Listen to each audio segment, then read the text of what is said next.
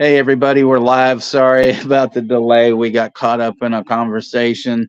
And I want to thank you guys for coming out tonight because I know there's probably other places you could be, but you chose to be here, and that's awesome. We've got, Sean, Cinephile Sanity, and Juno. It's all crap 2000. And so it's good to see all you guys in the chat. We've got Chris C and 71. Jimmy Chester was here earlier. Gizmo's here. Johnny from the Wild Guys and Johnny is here. So pretty cool. And Jason, Ninja and stuff. So good stuff. Good stuff.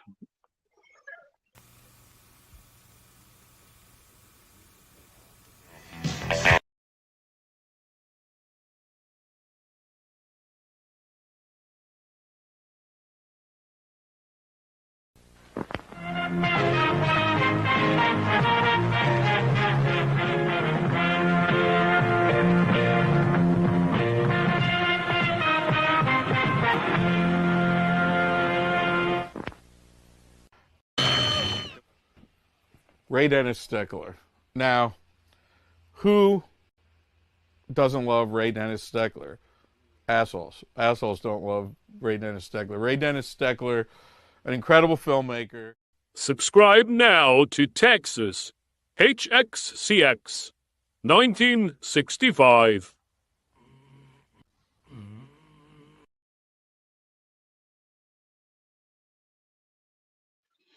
So yeah, hey, we're back. Good evening, everyone. What's up, everyone?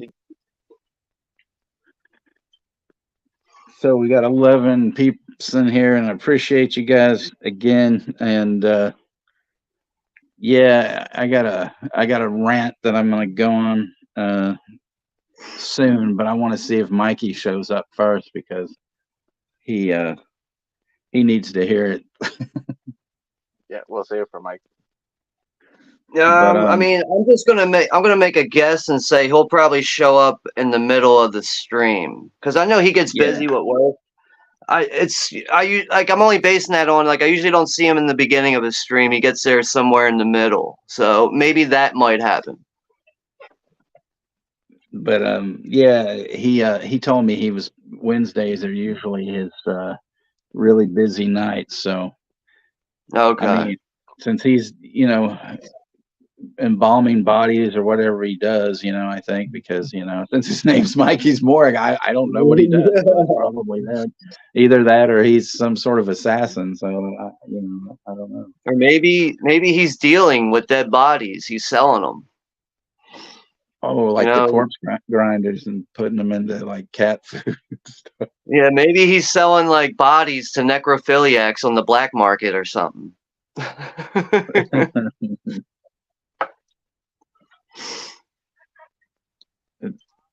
So we get to the comment here. Don't be stealing the Rant Master's title. Yeah. Oh no, not a rant. Oh shit. I don't know, man. I think that gets everyone's blood pressure up in a good way. It gets people lively and going. Yeah, I think so. I have that energy. Boom. It was partially because what we were talking about afterwards, so I was kind of I think something we should I'll talk about and you guys can comment on it and stuff because I'm pissed off about it actually, and you guys know how pissed off I was last night about it. So I'm drawing a blank on what the subject is right now, but I'll just wait until you elaborate on it. But I told Moonbeam, I said, well, I have a rant tonight. She's like, oh God, no, nothing like that. She was like, uh-oh. And so I told her kind of what it was about. She was like, oh, she goes, that's fucked up. And I said, yeah, isn't it? So yeah, it's like, But where's Chris C's here, right? Oh yeah, well, Yeah. hey Chris C, sorry man, but I will not be streaming with you on Saturday because apparently Goraphobe is the YouTube police, and because I streamed when he streamed last night, that turned out to be a big problem for him. So, sorry, buddy, I can't stream it yet anymore. Johnny, no, it's not about my Walmart. No. Good to see you, Johnny. But yeah, I do have some movie pickups here and a couple of recommendations to go over and throughout some point in this stream. But other than that, I'm not too sure of what the topics will be. But obviously, Texas has got a rant to go through. I don't know if Juno's got anything up his sleeve, but we'll see how everything works out. Yeah, it's really kind of off the cuff tonight. But no, this is not turning into trauma or anything like that. Yeah, I know I'm not focusing on bullshit. I'm here to have fun and interact with my friends. Yeah. If I started to talk about Danger Ranger, then we'd have a problem.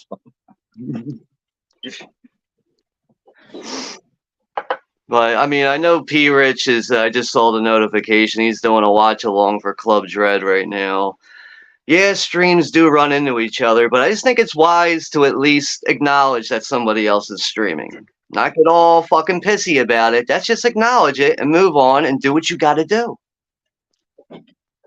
Amen to that. But yeah, what's up there, Russell, Chris C, Johnny over at the Wild Guys, 71, James Van Dusen, what's up, Jimmy? And I think that's it for now. I see Gizmo's here too. What's up, Gizmo? Gizmo. And Jinja Ninja, Jason, what's up, Jason, Zodiac Z, and Chester Franklin. I think that's everyone that I can see right now. Yeah, Chester, I think's over at P. Rich's.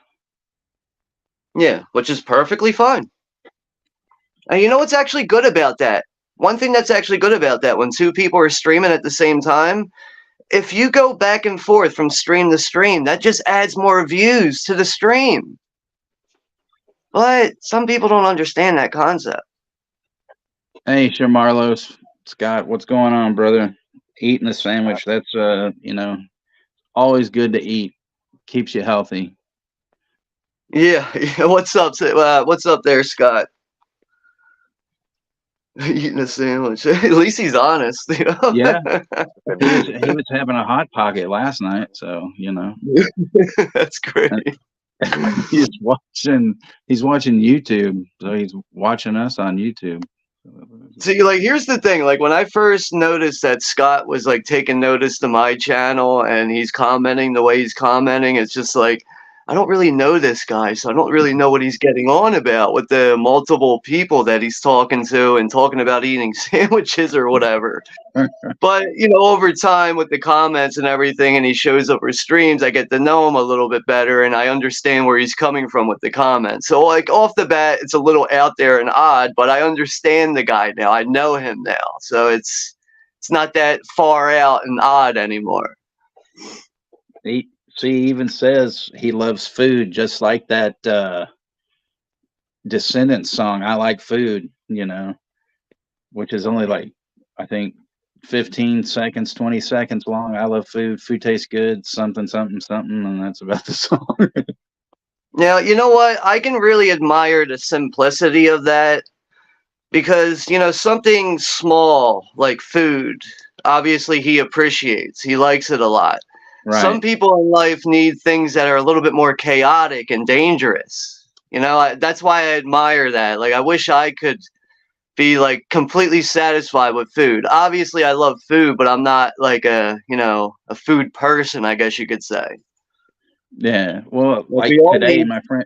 Oh, go ahead. Sorry, Sean. I was just gonna say we all need food to survive, but like, am I really a food person? Not really. Like I could be pretty satisfied with whatever, as long as my stomach's full. I'm okay, you know. Right. So like today for like my birthday, my friend Joe took me out to this place called Kelly's, which is like a home cooking place, and I had a it's like every day, like they have like on their menu, you have the Monday special, Tuesday, etc. So Wednesday, they have a list. So I had a chicken fried steak with mashed potatoes, and I had turkey dressing, and I'm trying to remember what else. Oh, green beans and stuff. So yeah, it was good. I just the chicken fried steak with mashed potatoes is like, fuck, that sounds so good. Just that right there, I'd be happy with. Yeah, place is really good. There's another place though called Barbecue Inn, which has been around since I've been, since I was a kid.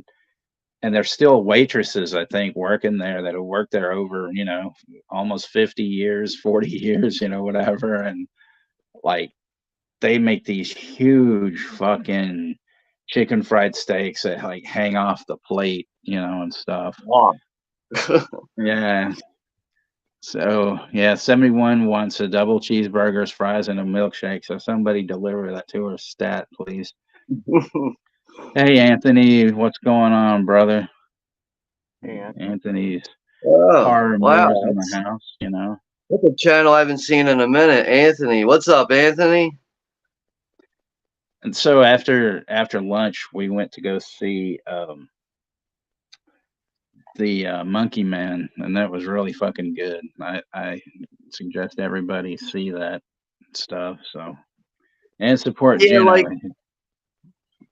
like I was saying to you, that the trailer looks really good. Like whoever did the editing on that trailer, like that person definitely deserves a raise or something. They did a really good job with it, but I'm gonna have to just see the movie because the trailer, yeah, it looks good, but at the same time, I'm just like, looks like just another typical action film. Like I don't know, but obviously I can't base my opinion just off of the trailer. I have to actually see the movie, which I do want to, regardless of how I feel about the trailer. I know. Joseph is here, and he's just Joseph now. Hey there, Joseph. That's good. I mean, Yeah. I wouldn't recommend keep changing your. Joseph, if you want 1K subs, I would not keep changing your channel name. Eventually, people are going to start unsubscribing to you. So, try to stick with one channel name, and you'll see your channel grow. I saw a few people acknowledging that I turned 200 today. Yes. Yeah, happy birthday, Juno. Man, you don't look a day over like 25. Yep. Well, I think last night when we were streaming, you were at 199. I know I mentioned that. I couldn't see if you were at 200, but I saw today that you were at 200, and you made a quick short on it. But that's good to see. And I know, it's everybody's journey on here is different. Some people's channels take off. Some people kind of get stuck in a rut or whatever. But I think it's just good that you're putting out more videos now, Juno. Like that's gonna, I think, help your channel grow. It might take a little bit longer than some other people, but you're on the right track, man. You really are. In my opinion, you're on the right track. Yeah. Yeah, I think so. And I give my honest opinion about the movie. I give my honest opinion about it when I review it, especially when it's for rants.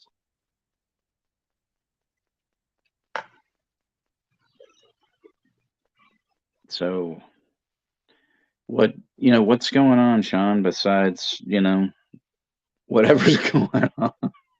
Everything's good besides the fact that some people just don't know how to be friends with people. People would like to, get all in an uproar over fucking streams, but Jesus Christ, man. I can't believe I got that fucking text message last night. But besides that, everything's fucking wonderful.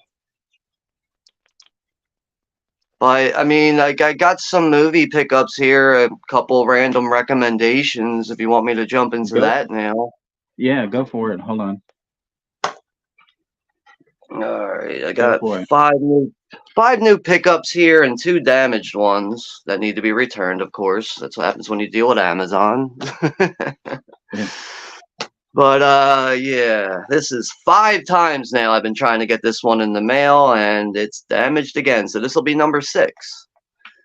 And I finally got this one in the collection. Unfortunately, it's damaged, but you know, I've only ever seen the theatrical cut of this, and one of the reasons why, or 2 reasons why I picked this up is because I am a collector of Stephen King adaptations, whether the movie's good or bad. And I've never seen the director's cut for this movie, and this is Lawnmower Man. So, like, I mean, apparently the theatrical cut is 108 minutes, but the director's cut is 141 minutes. So that time difference there tells me there's a different movie. There's got to be some kind of different movie going on with the director's cut there with that time difference. So I am excited to finally see the director's cut. Now, am I really a fan of this movie? Not really, not at all. Like it's got some good performances throughout it with I think Jeff Fahey's the one that's playing like the slow guy throughout it. Is that, yeah, Jeff Fahey's like the guy with the mental disorder or whatever the fuck his problem is in the movie. But yeah, it's got Pierce Brosnan's in it. I know Jeffrey Lewis is in it too. But you know, this movie is what it is. You can say what you want about it, but I really am interested to check out this director's cut, and hopefully I'll finally get one that's not damaged, that doesn't have a rip going through the fucking front cover there. But next up here, this was a recommendation from Texas here, and we actually do have a watch party I just scheduled for this. It'll be the 45th anniversary coming up in May, and this is the 1979 drama thriller Over the Edge from Shout Select, aka Shit Select. But yeah, definitely had a good time seeing this one, man. It's, you know, it's a type of film. It's like overall this is like a coming of age movie. It's you know, plenty of drama going on throughout it. But you know, this movie does take a turn. It really takes the turn. It takes a turn for the worse when a certain character gets killed in this movie, and the movie goes from kind of casual to dead serious. And yeah, I really enjoyed this one though. So thank you for recommending this one, Texas. And yeah, we're going to be watching this one next month on the channel. Oh man, you're more than welcome. I highly recommend that to anybody, actually.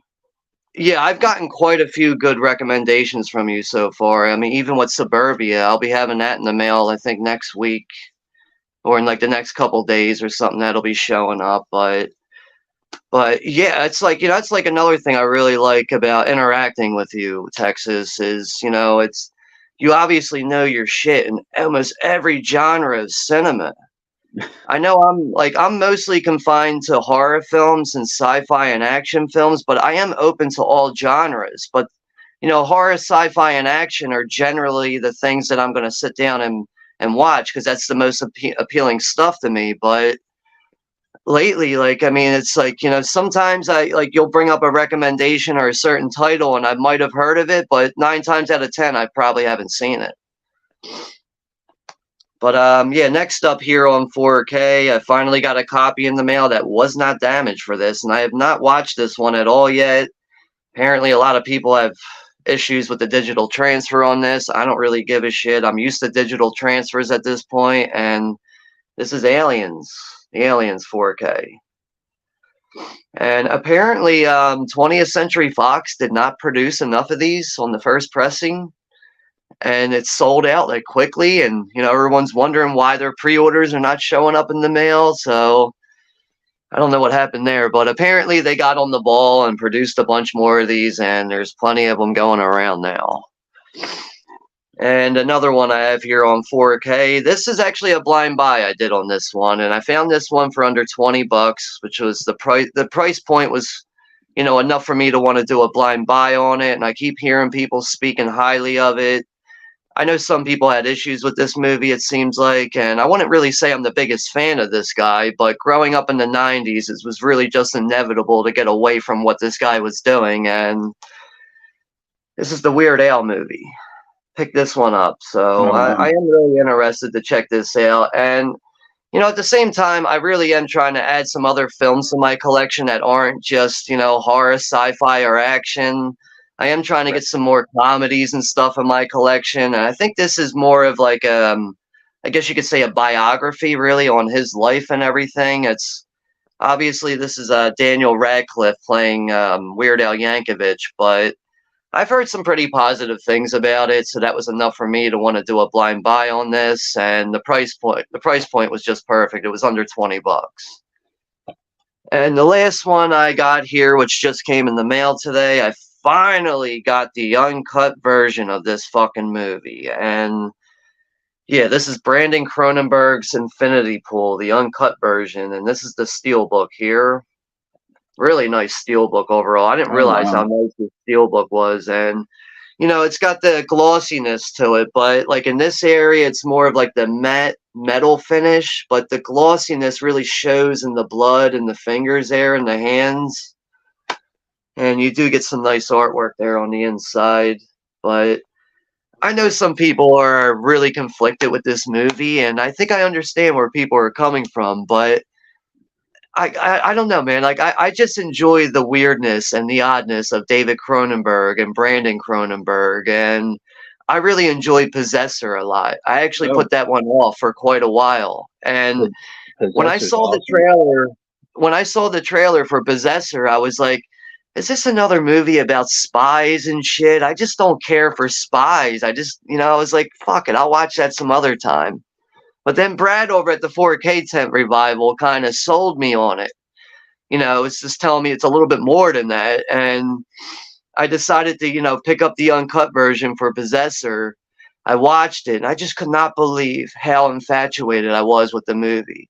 It's out there and strange, but really fucking good. But I do think that Infinity Pool is the stranger one. This is a far out fucking movie right here, but I really did enjoy this, though. I'd say I give it a 7 out of 10, though, overall.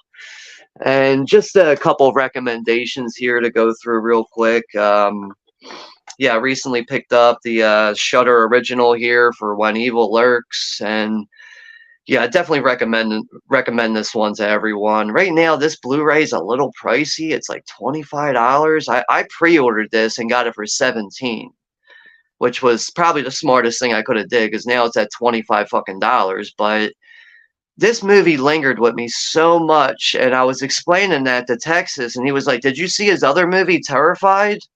I was like, "Nah, I haven't seen it." And then once we got off of that stream, this was still on my mind, and I was like, I got to see this movie, Terrified, now. I got to see what this one's about, because I'm really interested to see what else this director can do. And I went and watched Terrified, and that had me on the edge of my fucking seat, man. Like, both of these movies, this and Terrified, definitely come recommended. I mean, they're Argentina movies. Everything's in Spanish. If you can deal with subtitles, you're gonna have a good time with them, especially if you're a fan of horror, which I think most of us are here in the chat. And a TV series here that was canceled after 2 seasons. I always recommend this show, but nobody ever talks about it, which is why I always recommend this. And this was originally created from Ridley Scott, and yeah, this is a show that came on Cinemax or HBO Max, it was called at the time. I think it's called Max now, but Raised by Wolves. Highly, highly, highly recommend this, especially if you like sci-fi.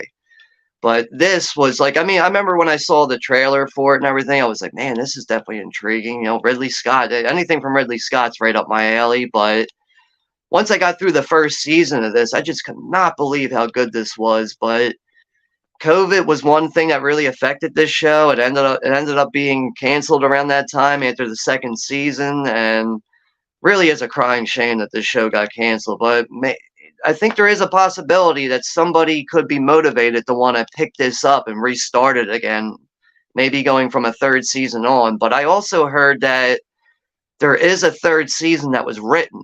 It was just that once the show got canceled, they just put the 3rd season on the back burner. So who knows if this show will ever get continued again. We'll have to see, but first 2 seasons of this show is really some amazing sci-fi and some of the best sci-fi I ever seen. And the last recommendation I have here is from the year 2000. We have an independent horror film here, and I think this is definitely one of the better takes on the story of Ed Gein. I think, me personally, I think the best Ed Gein story out there is Deranged: Confessions of a Necrophile from 1974. But this is Ed Gein with Steve Railsback, and I used to just kind of look at this casually, like, all right, it's a decent movie, but it's really nothing to get crazy about. In some ways, I would probably still feel that way, but I can definitely say that this movie has grown on me. A lot of disturbing moments throughout this movie, and it's far from a perfect film. I would say I give it a 6.5 out of 10, but it definitely comes recommended. Especially if you like horror movies that are based on real life serial killers, this is definitely an interesting one. But yeah, that's all I got here.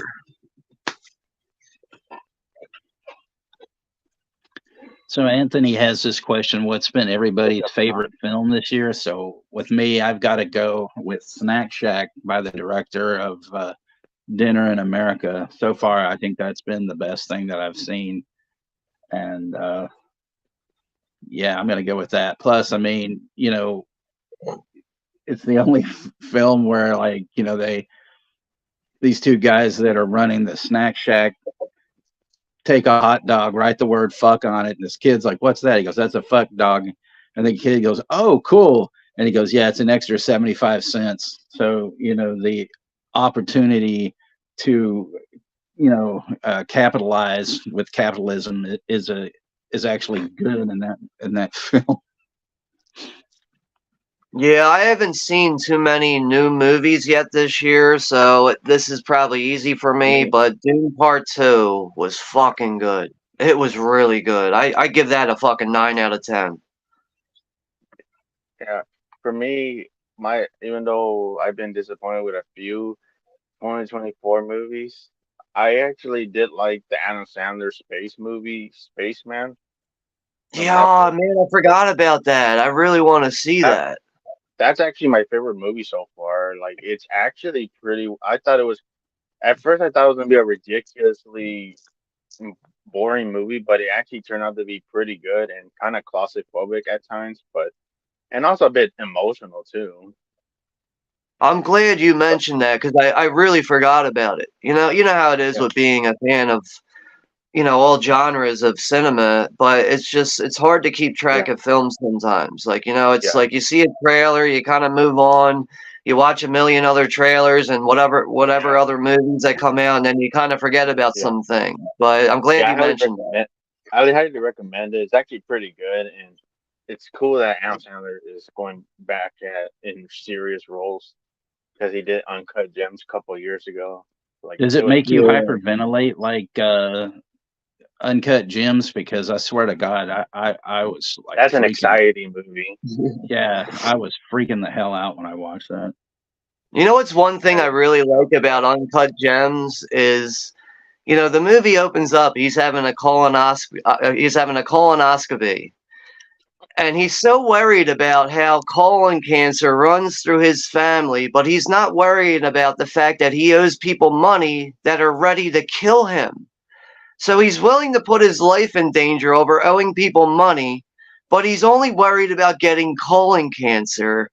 And for the people that have seen it, you know what happens at the end of the movie, which is just Yeah, mind blowing. But I just cannot believe, it's like, amazing. it's like his character in that movie sounds so realistic. I can only imagine how many people who are involved in real life with people that you just don't fuck around with, that will kill you over money. And I bet there is people out there that are more worried about getting cancer over paying their debts and getting killed for it. That's just one of the things I really enjoy about that movie.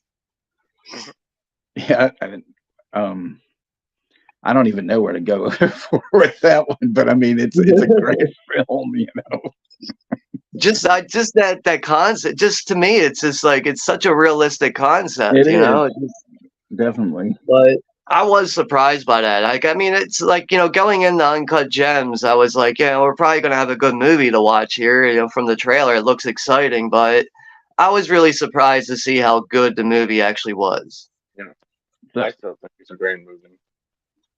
so there's a comment. Oh, Oh, go ahead. sorry. I was just gonna Well, ask Juno real quick, the Adam Sandler space movie. I should know the title and I don't. But Spaceman. what would you give it on a scale of 1 to 10? I would give it like a solid 8 out of 10. I actually Okay. just thought it was. I think Adam Sandler was really good in his performance, and it was like at first it kind of had like a little horror elements. Even though I don't want to spoil the movie for you, like what goes on and what he is actually seeing in the spaceship, Yeah, because but it is. that's why I ask you like what you would give it on a scale of 1 to 10. So an 8 tells me it's it's I should expect a good time. Yeah, and even the ending is pretty sad. So like, it does have a sad ending. Yeah. But damn, dude, we got 20 people in the chat. yeah, it's awesome. Thank you guys for coming out again. I appreciate it. So Gizmo, this question saying that my favorite film is called Fuck Me, but it's actually Bois et Moi, but that's not really a favorite film of mine. He just likes to joke about that because he told me that he goes, oh, this is a piece of shit film. He was borrowing the line from Juno, of course, and he said that I was gonna hate it, and he was right. It was a piece of garbage, but but That's interesting. but then also he said my second favorite is Ballad in Blood, which is a Rogerio Diodato film that he did. But it's I didn't I didn't think it was bad. He thought it was bad, but I mean it's no fucking House on the Edge of the Park, I mean, Yeah, but you know, it was all right. I mean, but one of Gizmo's favorites is actually Lords of Chaos because he and old Vickerness used to go out and burn churches down. And no, that's allegedly. I would never say that he would do something like that, but I'm sure he does actually like Lords of Chaos. I liked Lords of Chaos. It seems like most people were really turned off by it, but like I also didn't take the movie too seriously, and I also wasn't like blown away by it. I just simply that's liked about. it. I was able to give it a 7 out of 10. I have it in my collection. I think I've watched it 2 times since I've watched it on my tablet and then I bought the Arrow Blu-ray. Is Which that the is dude? Is that the dude that gets murdered by one of his band members? Yeah, yeah, because like Oh, the I seen singer's that on like all YouTube a couple depressed and years ago. everything, and all he cares about is like suicidal shit. Yeah, and one of the, I think was it one of the Culkin brothers is playing the main character. Val Kilmer's son is the guy he's like the singer of the band, I think. Val Kilmer's son. And the other main character is the Home One of the Alone Culkin brothers, kid, Macaulay Culkin's brother, Corey, or what's his name? Corey Rory, McCulkin? Rory Culkin. Rory Rory. Culkin. Yeah, Rory McCulkin. That's who it is. But I don't know, man. That movie is really fucked up because I don't know if you've actually seen the Mayhem bootleg of when the drummer like blows his brains out in that one scene. There's an actual bootleg where the guy, one of the band members took the photo of him laying there dead on the couch, and they used that for the cover of this bootleg That that they put out. that's It's like messed up. so sick. Yeah, I don't even know where my Arrow Blu-ray is at. So Joseph, I don't want you to change your channel name. I mean, Sean and I both, and I think I can speak for Juno on this. Just keep the name as it is. The only person that should tell you to change your channel name if you want to is your favorite, Danielle Harris. If she tells you to change the name, then you change it. Other than that, nobody can tell you what to do. So do not change your channel name. Yeah, and like I'm only saying what I'm saying because I see Joseph sometimes, like he'll make a video or a post saying, I want to get the 1K.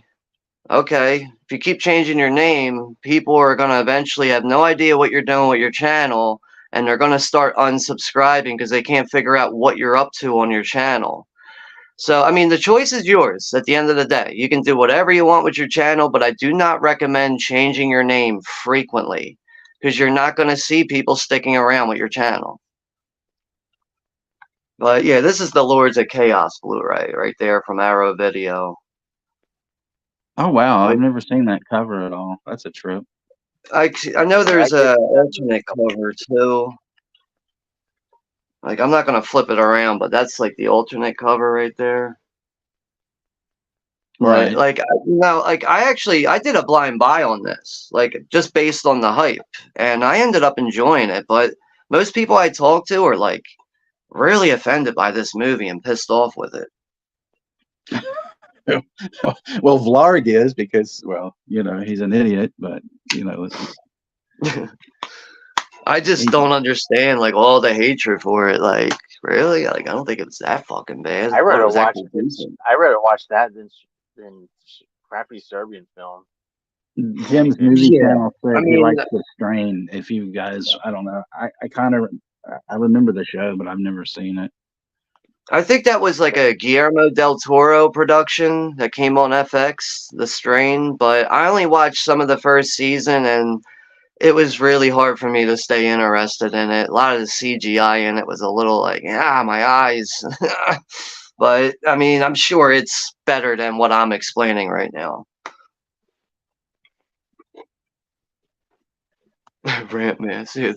But yeah, I did share Juno's link down there in the chat. I'm gonna share it again if anyone hasn't gone over and if anyone hasn't gone over to Juno's channel and subscribed yet, please go on over and do that now. I mean, besides that too, like, you know, Juno does have some interesting stuff going on his channel, and you know, Juno might, you know, be a little too honest sometimes, which I don't see a problem with. I'd rather people be more like, you know, 1,000% honest. Be 100, you know, just be fully honest on your opinion. But Yeah. that's the one thing I like about Juno. He's not afraid to be honest, and he is respectable while doing it. Yeah, he might say something's a piece of shit, but he's not going to keep saying that a million fucking times and elaborating and focusing on that. Yep. Dale says he's curious about Deranged. Deranged is definitely worth the watch. Yeah, that's right. Yesterday was Chris's birthday too, the 16th. Yep. So yeah, Happy definitely. birthday, Chris. I know we mentioned that yesterday during my stream. That was such trouble for some people, but yeah, happy birthday, man. 71. I don't watch new movies. They suck. Most 80%, most of them suck. Oh, Woo Riders is here. Hey, Woo. And he Yeah, says what's up, Will? the people I think under his the name's stairs. Derek. Oh, okay. I think his name's Derek. I think. I hope I got that right. The People Under the Stairs, one of the best horror comedy films of all time. I agree. Yeah, that's actually Juno. Isn't that like one of your favorite films right there? Yeah, one of my all-time favorite Wes Craven films. That I just feel like it's a masterpiece every time I see it. Yeah, like if I were to like just going off the top of my head right now, with Wes Craven movies, I really think People Under the Stairs would come in at number 2 for me if I were to rank his movies. But it's always been a big one for me. Like I remember in the '90s when I first saw the trailer come out on TV. I was about 11 years old. I think I was 11 years old in '91 when that was like coming on the TV and everything.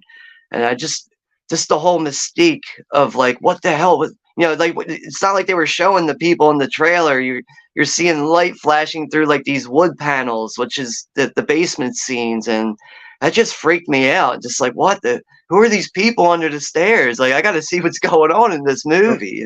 Right. And once I finally saw it, man, that's just, you know, the whole scene with Bing Rames getting killed, and then like, you know, the father's like, you know, he's gutting them up and throwing like meat at the fucking people and shit. Like that freaked me out, man. 11 years old. So Russell says Kane Hodder also played Ed Gein, but you know, little known fact, Russell actually played Kane Hodder. So. Yeah, unfortunately, the 2007 Ed Gein movie with Kane Hodder fell flat. So, and this is high praise from Gizmo because he doesn't really give praise that much, but he said, I agree, Tex. Snack Shack is So for my favorite, his favorite film as well. Thanks for the recommendation on that. The rest of the films I've seen are weak 5 out of 10 to 1 out of 10. So there we go.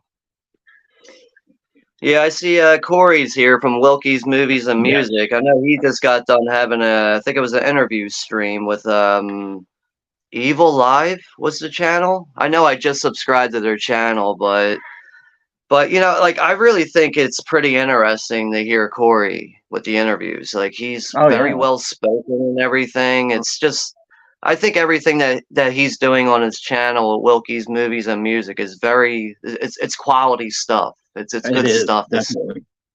I mean, But it's like, I'm learning more about creators that I didn't even, know about, and I mean, he has great questions for all of them and stuff. So maybe hint, hint, he'll have me on there one day. Yeah, like I mean, I know I don't know how long he's been on YouTube. I know he's still like working on building subscribers and stuff, but I just get the vibe that he's just like, well experienced with this. Like he knows what he's doing. Like it's just I don't know. I just find that like a little surprising sometimes when a channel could be a little small to where it's like, wow, this channel should be like right at 1K right now, but we all got to take our time to build up channels. And I see Jen is here from Villainous Vixen too. What's up, Jen? I know Brad's here from the 4K Tent Revival. We Brad, got Guy here from Caveman Movies and more. Miss Caveman's here too. 71 says And new movies aren't that great and some are cheesy, and then she says she is actually eating cheese right now, though. So that there we go. yeah, I can relate to that. I think I might have a cheese addiction. I got like string cheese in the fridge. I got American cheese. I got sharp cheddar cheese. I got all types of cheese in my fucking fridge. Jim said the only new movie that he's seen is the new Kong Godzilla flick, which I haven't seen that yet. But that Godzilla Yeah. -1, that was fucking really good from last year. I still need to see that, but it's apparently it's not getting like a legit physical release, so that's gonna be like I'm gonna have to watch that on my tablet, I guess. But Anthony, speaking of Jim's movie channel, he does he goes through his collection and he does the 50 years of movies. So he goes through every year with all the movies that he has in his collection, and I mean, I'm fairly new to his channel. I'm starting to discover more of his content, but and he's another one with a quality channel though. He's another one that's well spoken and everything, and he's got some interesting content on his channel though. What's up, Moonbeam? Moonbeam. so Anthony says Dinner in America was fucking hilarious and phenomenal, and yes, it is. Yeah, I'm definitely gonna have to add that one to the list. And Chris C says Longlegs looks to be very good, and I'm not going to say very good. I'm going to say that it looks to be excellent. And Joseph says that I like Barbie. I don't know. I've never seen it, so I can't really, say. That's cool. That's cool, Joseph. I seen it, but to each their own, Joseph. And Yeah, then, thanks for telling us that though, Joseph, because I'm probably gonna go ahead and buy Texas the Barbie 4K now. I know somebody that owns it though, and it's an endearing thing for me that they own it. So I'm, but they're very endeared to me anyway. 71 was talking to Derek and says, I got like 4 pounds of cheese today for free, other than not having any since October. All right. Well, I could never go that long without cheese, man. Fuck that. yeah. And so I guess, yeah, what's the cheese party? Derek says, so we're having a cheese party or something, Yeah, maybe we just need some wine from 1981 now. I always like to say 1981 because of Corey Feldman and the Goonies. When he's like, a 1981, mwah.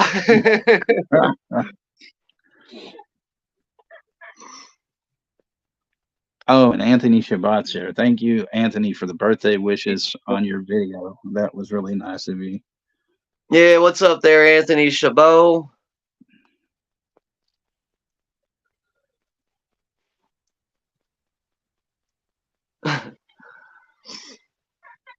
All right. So what else is going on, guys?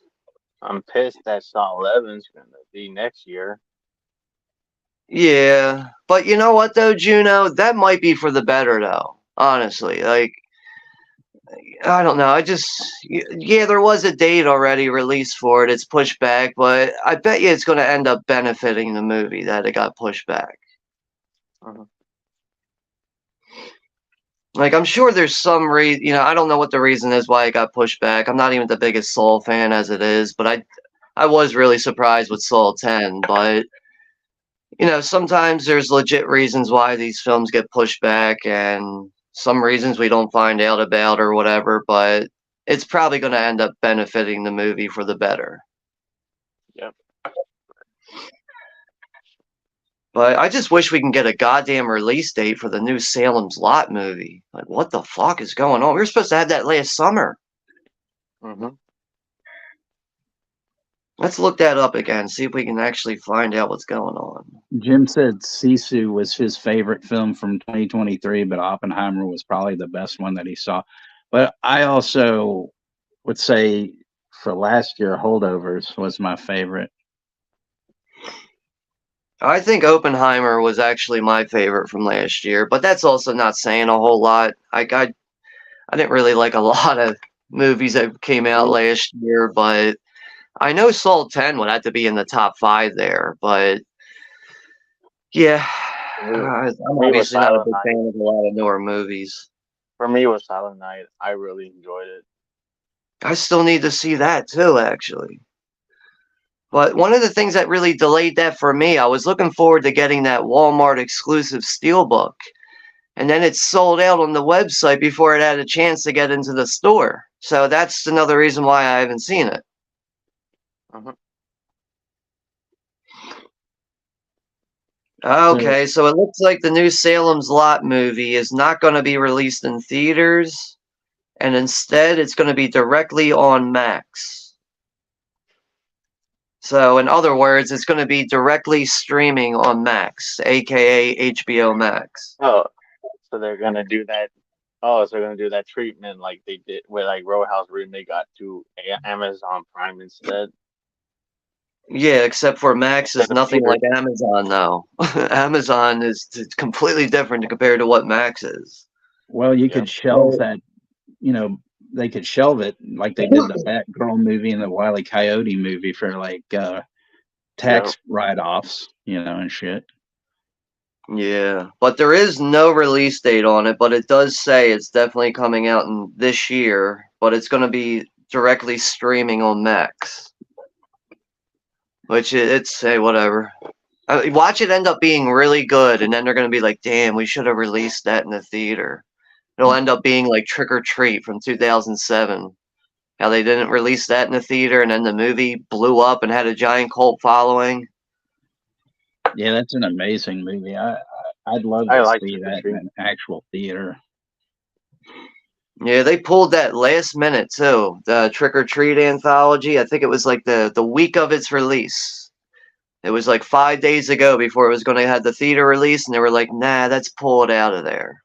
Like, wow. Johnny choice. said he watched The Siege again the other day, and he loves that, and that's a really good movie.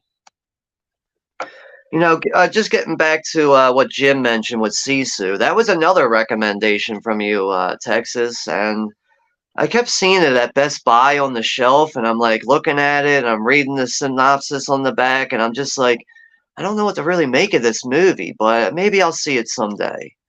And then you started speaking highly of it, and I was like, next time I go to Best Buy, I'm buying it. And then, I went back there and bought it, and I ended up enjoying it a lot. It was really good. So Gizmo said here he's happy so many people like Brandon Cronenberg. He said he likes all of his father's films except 2. So he was going into the Brandon films with really high hopes and an open heart, but they don't hit him in the right way. That's understandable. Like, I guess in a way, like, I'm still probably, trying to digest Infinity Pool. I did like the movie, but it's fucking out there, man. But like I said with Possessor, man, like, that's something I kept putting off, and then Brad over at the 4K Tent Revival kind of sold me on it to give me a better push to have some motivation to see it. And I gave that a watch, and I couldn't believe how good that was, man. It's like, but I am a big fan of David Cronenberg as it is. I just love the weird style that he brings with body horror films, and I think Brandon Cronenberg's really on the right track too. But I do understand that like, it seems like most people do not like Infinity Pool. I understand where people are coming from, but I like the strange and weird shit. And then Jim said he got totally wasted last night and watched Mandy. I don't know if I could get wasted and watch that, because it's just, I love I that don't know. film, but man, it's too hardcore for me to be fucked up and watching Well, that. it's got so much psychedelic going on for it. Yeah. Therefore, I think smoking Good weed movie. or drinking a bottle of whiskey goes hand in hand with Mandy. But that's not your lifestyle, so I understand that. Yeah, I do but I mean, like the movie, but the one part that pissed me off is that Nicolas Cage didn't kill one of the characters that brought their daughter that was involved killing his wife. I was like, she's involved, kill her. Get well, you your can't revenge. you can't Like kill that part pissed everybody, me off. I mean, Now I have no. I'm like no mercy, like Charles Bronson. I mean, Juno. I mean, I know you've probably gone into that fucking Walmart and said this is a bunch of crap, and wish you could have probably, wasted quite a few people in that place, but you just can't do it. It's against the law, and that's the last thing that Sean and I want to do, is bail your ass out of fucking jail or stop you from going to prison.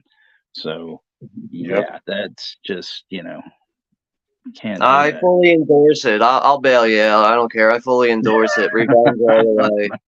Revenge all the way. Eye for an eye, Juno. Go get them. I mean, actually, I would like to Tommy see. guns. I would like to see Juno pick up some random like steel book that's a piece of garbage and crack it over some guy's skull. That would be interesting. But Going all John Wick on there. well, Yeah. Juno Wick, Like, Cause you know how John Wick has where he kills people with a pencil in the book. I'll just use a steel book. Like how I can see Juno taking a steel book and sharpening the edges, and then throwing it like a Chinese star and it landing into someone's neck, Great talent. Gizmo says, I think antiviral is boring as hell, and it doesn't tell anything more than the outer layer. Possessor was so superficial and everything just fell flat. And then the last film, I hated the cinematography. Yeah, sorry to hear that, kid. Yeah, well, he does apologize after he says sorry. That's why sorry to hear that, man. At least you're giving your opinion, Gizmo. That's cool. Yeah, I mean, At least you give your opinion. That's what I gotta respect at the end of the day there. I'd rather have an honest opinion instead of someone being fraudulent with me and telling me what I want to hear. And then he There's says some both YouTubers that are like that, which I don't want to mention some. Then he says both films with Robert Pattinson, I do like him as an actor, and Maps of the Stars is okay, but far from something I will never ever watch again. Cosmopolis was the worst. Man, oh man. Yeah, I've never seen that, but I mean, I tell you, Never heard of him. a movie with Pattinson that I really like, and that's because I'm a Guy Pearce mark, is the Rover. That movie is so fucking good. I don't give a fuck what anybody says. That was amazing. Nah, Gizmo, we don't really waste money on Vinegar Syndrome that much. We're not into having titles collecting dust on the shelf. And they overpriced. But just to talk about Vinegar Syndrome real quick, I love everything they do. I've even gone to the route of blind buying some titles, but eventually I had to cut that shit out because unfortunately, like 80% of the stuff that they release is one and done, one time watch, and that's it. But I mean, hey, some favorite, people enjoy those lower budget films and stuff like that. And you like know, I like underground horror and all that stuff. I like independent horror, but there's only so far my limit can go on it. You know, I it's was surprised when I was like shocked when they released the Birds 2, the Birdemic, I think it's called. where where Rick Rosendahl used the Alan Smithy name because he hated that film. Yeah, that's definitely a forgettable one. I mean, Because for me, it is. when the director does that, they know the movie. They're not big on the movie. Yeah, yep. Yeah, there's an obvious reason for that. Um, video says, Corey, I'm making a club. We hate Rose and F the Heart of the Ocean Club. Yeah, Gizmo is a really huge Titanic fan, and you know he despises Rose, and well, I kind of say That was the I worst character. agree with him on that point. That is the worst character in cinema history. Who, Rose? Yeah, in Titanic. Caveman says that Frighteners is a great horror comedy. Yes, it is, very much so. Yeah, Um, I haven't it's seen it in forever. Pretty it's no Dead Alive, but I mean, it's very You good know, though. apparently, when they were filming The Frighteners, like Michael J. Fox was already like fully had Parkinson's, but he Yeah. was still like he wasn't showing many signs of it. You can Wow. see it sometimes, very little bit of his shaking throughout it, which is you have to really be focusing on certain scenes to notice it. But that was pretty much the last movie for him. Like I don't know what his official last movie was, but I just know that The Frighteners was one of his last movies before the Parkinson's really took physical control over him. I know he did that. He voice acted in that Atlantis Disney movie. If anybody remembers that, it was like a cartoon Atlantis movie. Like that's like one of his last. That was technically like one of his last movies that he voice acted in. Yeah, I'm not too sure like what his Yeah, last movie was. I just know that The Frighteners was definitely one of his last ones before the Parkinson's really started to stand out. yeah, it was like one of his last movies where you see him a little bit normal. But Juno, have you ever seen ORTOR? What is isn't that like a sci-fi movie or something? Ortho. Rotor? Or Uh, two R. oh, Rotor. You mean? Yeah. Yeah, Rotor, ROTR or ORTOR. Hey, That's not man's here. What's up, man? ringing a bell. Hey man, Hey man. So Moonbeam's eating cheesecake, and man, we're gonna just we should have like no, I don't want us to do that because then we'd be ripping somebody off and they'd be talking shit about us having an eating stream or something. I'll be right back. yeah, See, I made him sick. He had to leave. yeah. You're gonna say the like, hey Texas. You're gonna say the ramp when Mikey approach on the comments. The what's that? Are you gonna do the rant Yeah, is he here? when Mikey approach in case like he's here? Yeah, hell yeah, I am. Yeah, That's what I know I'm. sometimes when we conversate, like sometimes we forget like who's in it, and he might Oh be no, showing up.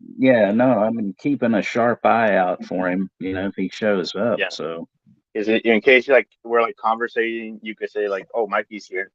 yeah, I hope he shows up. If he doesn't, I mean, I'll get into it at some point. Mhm. Yeah, Moonbeam says they have a cheese drawer, but it's invading other parts of the fridge. Yeah, well, I have like salsas that are invading other parts of my fridge. And Jen says she goes, I have to be weird and like wine cheese. Does that mean that you like wine with your cheese or whatever? I never understood the appeal over it. Like why people have wine and cheese parties. Like what's the fucking big deal? Like I just don't get it. like But we're about an hour into this stream. How long you want to do that? I'm just curious. What do you want to run this 2.5 hours? Yeah, I mean, if everybody's like interested in, whatever, All right, why I'm not? just trying to like. I mean, if I don't care how long we really run it, but if we're going over like 2.5 hours, I might have to jump out at that time. I'm not sure yet. Well, I mean, if you gotta run, just let me know. I mean, we'll figure it out. Don't we All always? right. Yeah, I'm just letting you know. That's all. Like I should have asked you that before the stream, but I wasn't thinking of it. But I ain't got much else going on. But I do have to. What time is it right now?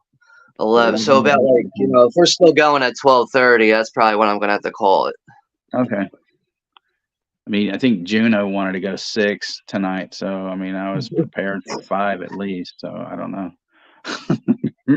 Yeah, I know. Eventually, when A we do the 6 hour Kill movie. Bill party, we got a watch party for Kill Bill 1 and 2. That's gonna be like a 4.5 hour stream. So that'll be interesting to see how that plays out. Doesn't take some string time out. Jason says last Saturday was free cheese toasty day at the office. It was awesome. I don't know what a cheese toasty is, but I mean, if you say it was awesome, then it must have been. Yep. Because I mean, man, I think why it is not? just toasted cheese. I think it's Oh, like I well, think that's that's what cool. it is. I always thought that there should be a law passed that it like how how we have every day there's like a different national whatever day, and that there should be like a national funny hat day that people wear funny hats like at their job and stuff. I think that Like should a be hat with a hat with like enforced. a helicopter propeller on the top. Yeah, that you could do that, or like Gizmo could wear like a shark's hat, something. I mean, I just Maybe think I that. can find a way to get this Freddy glove attached to my hat like this. Yeah, there you go. That's awesome. I mean, I even tried to get my boss at one of my jobs. I said, because I was like, dude, let's have a funny hat day. And he says, well, I'll consider it. But of course, he never did because he was an asshole. But All right, so Jason confirmed it. It's melted cheese, 2 slices of toasted bread. Food of the gods. Oh, okay, cool. Sounds good, Jason. I would tear that up. Caveman says you just need to make a That's Barbie stripper video in time for my next birthday. I don't Yeah. know about that. I don't really. I know, I mean, it would kind of be cool, but it's not the exact person that I'd want to see strip for me. But I'm not asking. Just saying. But yeah, this Friday is going to be my birthday. We're going to be watching The Big Lebowski. But apparently Johnny has something up his sleeve for a video for us to play during the stream. Oh, So good. I'm interested to check that out, and we'll see how that is. So You I know, can imagine it will be something hilarious. I'm kind of I was kind of disappointed that they never had the Little Lebowski. That was one of my all-time kind of things. That there was no Little Lebowski, just the Big Lebowski. Yeah, Marvelous. thank you guys. I'll be 41 years old on Friday. That's it. Believe it or not, yes. Like I know I might not look it. Yes, I am going to be 41 years old. I mean, hell, I just turned 59, man. Caveman and I think we're about the same age. And then you got Russell who claims he's in his 60s, which is a bunch of bullshit. And I know he's only like 12. And that's another thing I really like about this trio between you, me, and Juno. Like Juno's all right. He's obviously the youngest out of the 3 of us. Russell. You're the oldest, and I'm like kind of in between. But it's the conversations that we can have. Like sometimes right. Juno might be a little bit more relatable to things that might be a bit newer. Stuff that because his era is like the early 2000s. I know, Russell, you're mostly like a 70s guy or whatever. I'm kind of like an 80s and 90s person, but like it's always cool to hear like your stories that you've been through, Russell, with like your experiences and stuff, and then to hear Juno's experiences and then whatever I share. Like that's something I think is really cool about us three hanging out together. Yeah, I mean, I don't know. It's really odd sometimes when I think about like my life and how many decades I've lived because it seems it's not that I can't relate to people like that are younger than me. God knows that that there's a lot of, I mean, especially like Juno, because Juno doesn't seem as young as he is, Yeah, like, dude, that you just said it right perfectly. Like, it does not and seem like he's as young as he is, right? and and I don't know, it's just weird because like especially when I was going to like hardcore shows and stuff, and I was, you know, seeing like all these bands and hanging out with people and whatnot, and then all that seems like a, just, I mean, it was long ago, but I mean, it's just weird because I can ask people about certain things, and stuff, and they're like, "Oh, I've never been to like a show in my life, or I never, did this, or I wanted to see like, like Nirvana, and I'm like, well, I saw Nirvana 3 times, and they're like, oh my God, what was it like, or what were they like, and it's just like, calm down, it was just, a band that happened to see. I mean, I'd say the band that I saw the most was like Sonic Youth. I saw them about 19 times.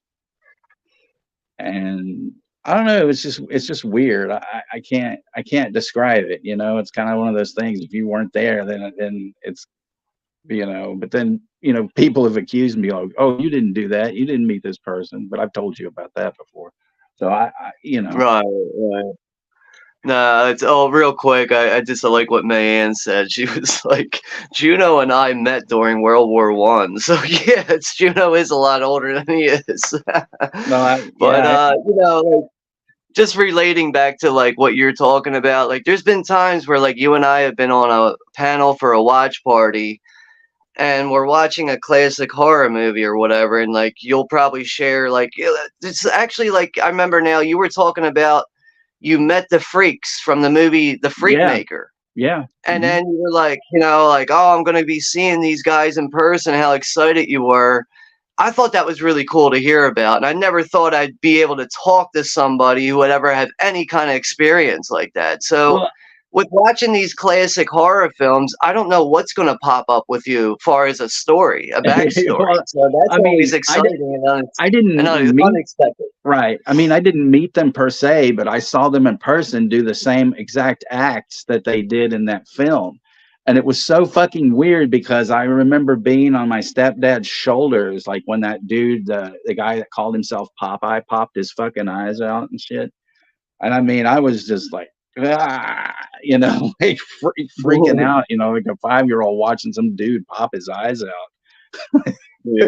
and, and then that whole, the alligator lady, when she just pulled that wig off and she's like totally bald, and it was, I mean, it was weird, and then to all these decades later to see that film and go, wait, and it's like, and I'm like, no way is that even possible, to see this movie with Donald Pleasance and these freaks that I actually saw at a freak show at the Texas State Fair, like, this is Yeah. See, bizarre.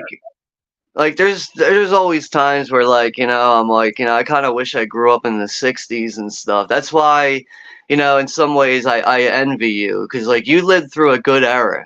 It's nowadays we got all this rehashed bullshit, all unoriginal shit coming out, and it's nothing AKA is David exciting Blaine, anymore. There's nothing John exciting Waters. coming out, and that's like for everything. And it's YouTube's not even the same. You got all these bullshit guidelines, no more freedom of speech, and it's just like You know, you got to be Copyright careful because of crap. the kids. Ooh, kids are everywhere. Be careful. And copyright crap that you have to deal with. Yeah, see, that's really not a big deal for me. It's really when a copyright is threatened with a strike. That's when it's like, fuck, you know, like that's a big Yeah. deal. But copyright claims, I love when people are like, I wish I could post that, but I'll get a copyright claim. Oh, I'm sorry. I didn't know you were a fucking pussy. Go home. Like, I can't believe people get so bent out of shape over a copyright claim. It does nothing to your channel. Nothing. Right. So Salty P's here. Hey, Salty P. Hey, what's up, Salty? And Chris says that he liked I Drink Your Blood, and that movie is good. I was really surprised. I put that off for decades, and when I finally saw it, I was like, "Holy shit, this movie's wild!" So yeah, that's a good movie. Yeah, that is definitely a bizarre one right there. That's a good exploitation film, though. Like, I mean, right off the bat, as soon as the guy starts talking, like, they're doing, like, the blood ritual and talking about Satan, like, Satan was an acid head and all this shit. It's like, right off the bat, you know, you're getting some bizarre shit, man. Chris And then says, just, like, oh, go ahead. I'm sorry. Chris says Cuckoo looks to be a trip of a film as well, which it does. And then A Violent Nature, that does look good as well. There was a trailer that I just saw recently about, oh fuck, it's about the last exit to something or somewhere where these people go to this diner, and these guys, one of them's Richard Brake, and he and some guy have robbed something, and they're a bank, I guess, or something, and these people are like hearing it on the radio, and then somebody goes, "That's the guys that robbed the bank," and then there's this whole deal where everybody's kind of like pulled the guns on each other in the restaurant, and then there's a couple that arrive at the restaurant, and they figure out, they were like, that's the car that the bank robbers had. So then they're like trying to hatch a plan to get the money from them. I think it's in the trunk or something, but that looked really good. I'll have to find the title, but that looks really good.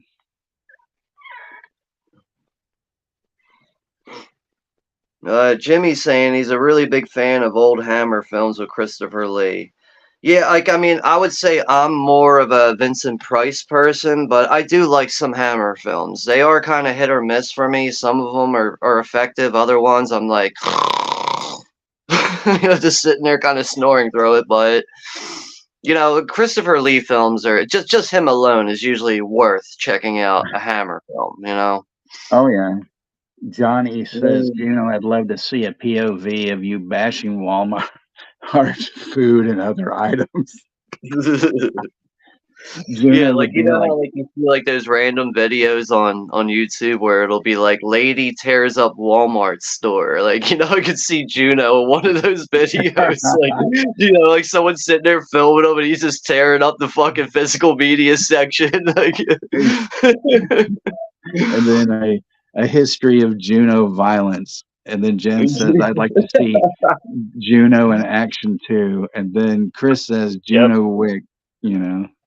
Yeah, Johnny, if you could find a good poster for a history of violence and switch out the title, make it say a history of Juno violence. Oh, man. See, that's the thing. You give Johnny an idea, he's going to run with it, man. Chris asks, what's our favorite Category 3 film? What's that? It's one of those Asian, you know, ones that's over the top with, you know, grape and, you know, all that kind of stuff. I've never heard of that term. Category 3? Yeah, like, is it sure it's got nothing to do with a storm? Like, Category 3 tornado? It causes a storm. I don't know, you know, I've never really like like one of them's like The Untold Story, which I still haven't seen. And then But I mean, I don't know. I'd say the closest for me though, and I kind of consider the category 3 would be The Sadness. I mean, that movie is so fucked up. You know, Yeah. That's another one I would like to have for the collection, but it looks like there's only a steelbook available for like $60, and I'm just nah. fuck that. Not spending $60 on that movie. And then Jen just said that Rover is freaking amazing, and Brad says it's solid. And Yeah, I Salty gotta see P wants that. to know why peanut butter M&Ms are so good. That is a question that you have to direct to Miss Moonbeam, because someone sent her a big bag of those for Easter. Dude, they are really good, but you know what's actually a good combination is when you take the peanut butter M&Ms and you eat it with the M&M peanuts. You eat both of them together. It's such a good combination. So yeah, that's the M&M peanut butter. It's like an orange or a red bag, and then the peanut is the yellow bag. Right. I'm telling you, dude, just buy like 2 small bags of those and just mix them together and just start eating them. It's like, it's a perfect combination because you got peanut butter with peanuts on top of it. Gizmo says if Meet the Feebles gets a 4K this year, he can finally stop his collection. Then he'd have everything he needs. I kind of agree with Gizmo on that, because I need a copy of that. It wouldn't be a 4K for me, but I at least need a Blu-ray, because I don't even own a copy of that. I know for years Peter Jackson was saying that he wanted to get Meet the People and Bad Taste on physical media like a couple of years ago when I heard like during the Yeah, source I have movie. a copy of apparently Bad Taste, and there was like an article put on Facebook back in like 2015 where it was like Peter Jackson is going to be upgrading Meet the Feebles, Bad Taste, and Dead Alive, and then all that just disappeared right away. Like James Cameron. Yeah. yeah, you shouldn't have said that, Juno. It's like I'm gonna start having to ban certain, names and words from my strings. But that's what I'm Peter just Jackson kidding, was everybody. I'm turning not, into. you know. Um, That's what pretty much he's turning into. Jason says he's looking forward to Late Night with the Devil, and that is going to, I think, premieres Friday on Shudder. So I want to definitely see that. Yeah, I still have yet to see that. I haven't been hearing many impressive things about it, but I just think the most disappointing thing about it is it took us so long to finally see this movie. It took forever for it to come out, and now that it did, apparently it's just mediocre, but I gotta see it for myself. Ginger says, "Get drunk, eat cheese. What's not to like?" He's actually that's true. In the days when I did get drunk, and I used to dance on tables, and no, I never did that. Or at least I wouldn't admit to it if I did. But I had other things that happened to me when I was drunk that weren't very nice. Although, yeah, I'm not going to go into those stories. So, run the stream until we run out of cheese. That's what Johnny said. That's pretty good. One rant, 6 hours. There we go. Oh, Joseph left. Hey, good night, Joseph. And then Johnny says, "Yo, Texas, Halloween shirt day." Yeah, that's kind of. I think that would be kind of common. That somebody, that places would do that. But of course, there's not like bloodied clown suit day. That would be a good one. Bloody zombie or wait, you said bloody clown suit, I think you just said? Bloodied clown suit. Yeah, everybody has to wear a bloodied clown suit. And next, people will start doing those pub crawls. People have like a zombie pub crawl, which is like I remember, man, I used to live with a girl that she actually tried inviting me to one of those one time. I was like, don't ever ask me to do that again.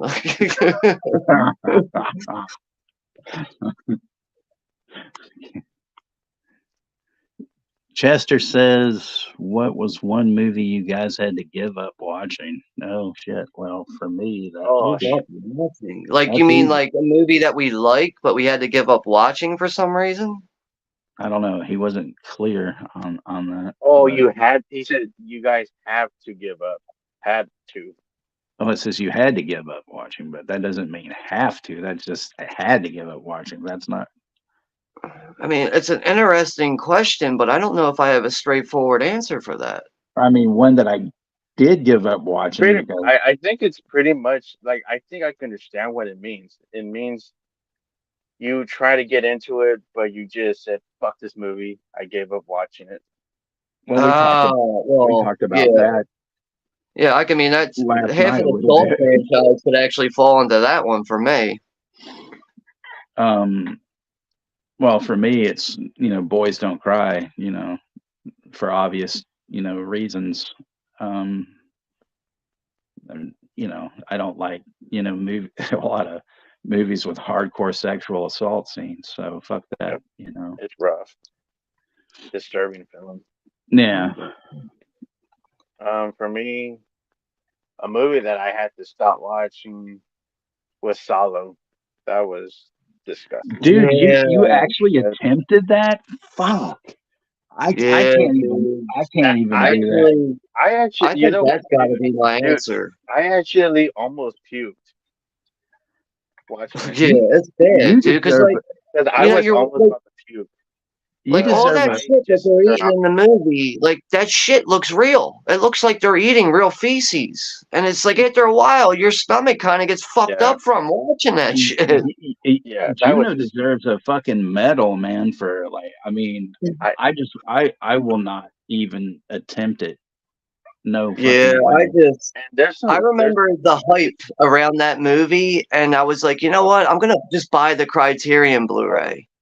And then I decided, I'm gonna just hold off on it for now. And then eventually I good choice. watched it on my tablet, and I was like, I'm so glad I did not buy that. Good So choice. glad. Good choice, son. Holy That was one shit. movie I actually stopped like going through watching the whole thing. Like it was making my stomach sick. I think It's they should give, people medals that have fucking, watched like that I think fucking like thing. now, like I remember when I was watching it, some of it was making me laugh at the shit eating. I was sitting there laughing at it. But getting an hour into the movie, it was like, all right, this isn't even funny anymore. This is straight up disgusting now. Like that And one I don't guy in really it, like. like the one main character, that guy ate a lot of shit in that movie, man. And the fucked up thing is that they actually used. I don't want to go too much in that, but it's one movie that I actually stopped watching halfway through and almost Like, I can't almost want to believe you puke. watched Salo, but you won't watch Two Evil Eyes. I can't believe it. I'm so surprised. I have seen Two Evil Eyes, Oh, you finally the watched Romero it. movie, the You George watch? Romero See, movie. I thought you were gonna tell me what you thought of it. I didn't know you finally watched it. I did get to see it. You want to know my thoughts about it? Yeah, because I remember I sent it to you, and like one of the main reasons I why I sent it to you is because I know you like George A. Romero's movies. I know you like Argento films, so I figured, all right, he's yeah. got to see this then. And it's a I small horror anthology with just two stories from two great directors, but I just felt like it was something that you had to see at least. yeah. I did my I did.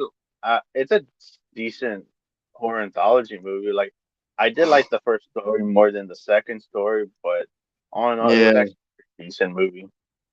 Yeah, that's kind of how I feel about it. I like I like Romero's story way more. The facts of Mr. Valdemar or something. I forget what it's called, That was but that was good for when he's like talking when he's dying in the frozen up. yeah. And another That was thing good. is that I think is very underrated about that story is Adrienne Barbeau. Her performance, her acting performance in that story is so fucking good. So Johnny just left. He had to leave, but he said he'd see us Friday night. He did say happy birthday to you. Chris says happy birthday, Sean. Yeah, I've been looking at the chat. I got the thing. Brad said my boss said no to my funny hat day idea. And then he says, "What an asshole!" I know he was an asshole. Actually, he was a prick. You know. Chester says happy birthday. Yeah, thank you guys. Oh Yeah, fuck! I can only imagine what the turnout's going to be on Friday, so that should be exciting.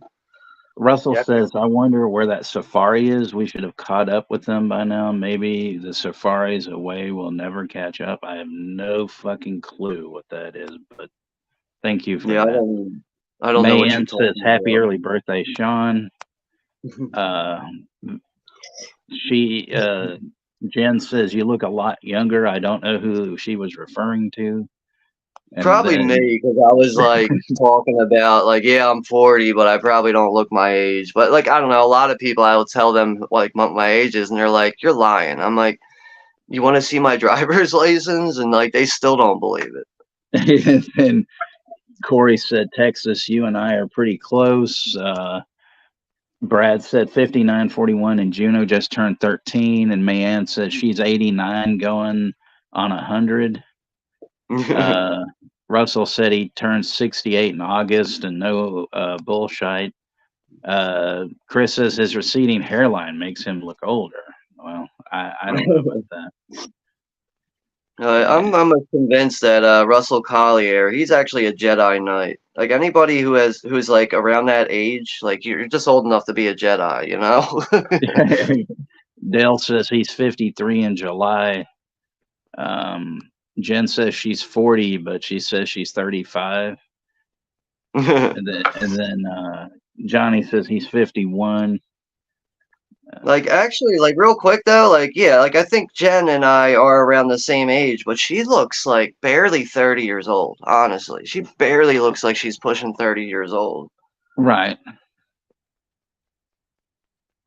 Oh, but then Corey said, "Oh, Texas, I misheard your age, a little different." No, I was like, "Oh, okay, that's fine."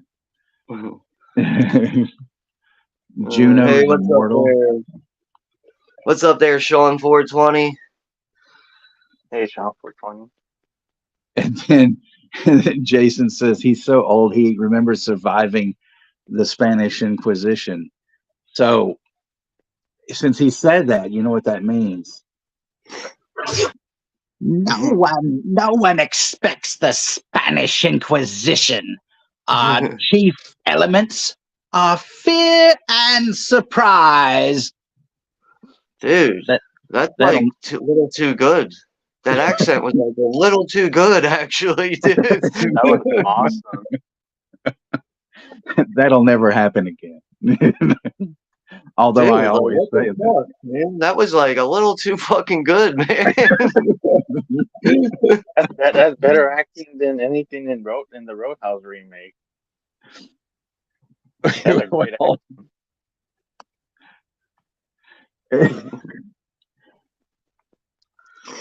Yeah, shit, I forgot 420's coming up. I gotta go to the dispensary on 420 because the dispensary every year on 420 they have a discount. I forgot about that.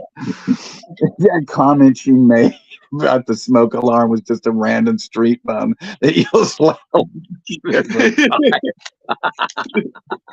mean, back in those days, they didn't have smoke alarms, so I'm sure they just paid a street bum to, "Hey, yo, there's a fire! Everybody wake up, there's a fire!" And then Russell says he loves my story, so I appreciate that. Juno was ranting back in the day with Moses. Ooh, that's a good one. A rant, and Chris has a rant on Exodus.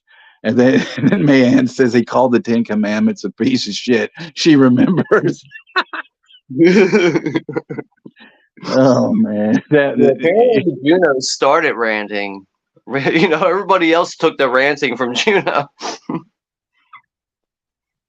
And then Jason says kids shouldn't be on here anyway. I would have to be forced to watch Solo if somebody. like forced me to review it. It would be another stomach wrenching, but that's one movie I would never see ever again. Yeah, I'm kind of glad you brought that up though, Juno, because like I was trying to think on what Chester was asking us, and then as soon as you said Solo, I was like, "Fuck, I think that's got to be my choice too, man."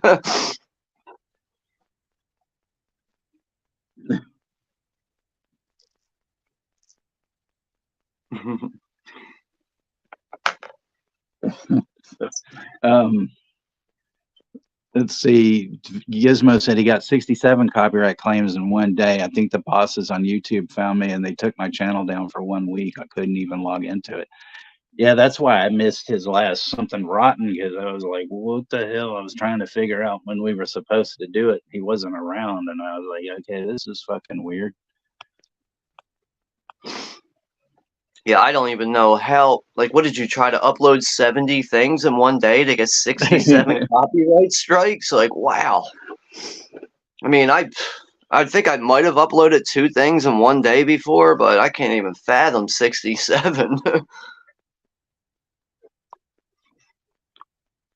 Gizmo says Cuckoo is supposed to be very art house. Many friends saw it at Berlin Sales Market, and he says it did not get a theatrical release over here because it's too small. He goes, I thought the same director's film, Luz, Luz, was okay. And then Jen just says Hardcore Juno. You know, there we go.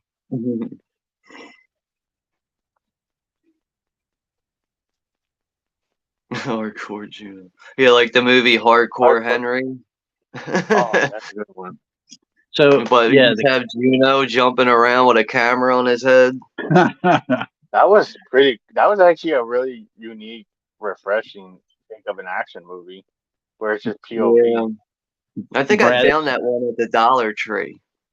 Brad says Category 3 is a rating in China. It means like NC-17. You're missing out, Sean. They're insane. The sadness was inspired by Category 3s. Yeah, I've seen the sadness. It's just that, I can't find an affordable copy of it, so I'm probably never going to own it. And I'm definitely not dropping $60 on that shit. Fuck that. And then, yeah, one of the other movies is Ebola Syndrome, which I did get from Vinegar Syndrome, but I haven't watched it. You know, some of the things I've heard about it, I'm just kind of like, yeah, I don't know about that. You know. Yeah, it's definitely not something that's meant to be on my shelf. I know that, but I mean, I had trouble getting through that movie. It's got some interesting moments, but overall, do I need to see that again? Probably not. So, this one's for you, Juno. Oh yeah, let me tell you something, Juno.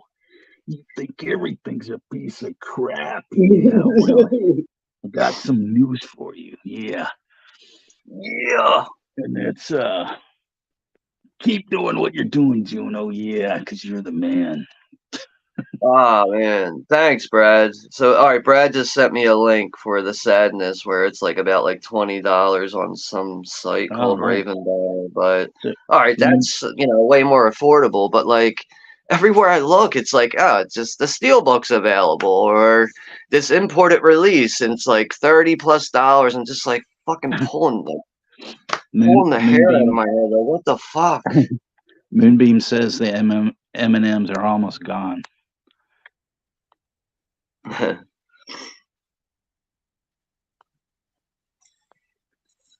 Then he's Gizmo says the sadness has got nothing to do with Cat 3. They actually made a March poll in Sitges from Taiwan saying this is not a Cat 3 film, and the sadness and detention was the benchmark on the stand or something. I don't know what that means, but Damn, this stream's doing really well tonight. You got like 26 likes.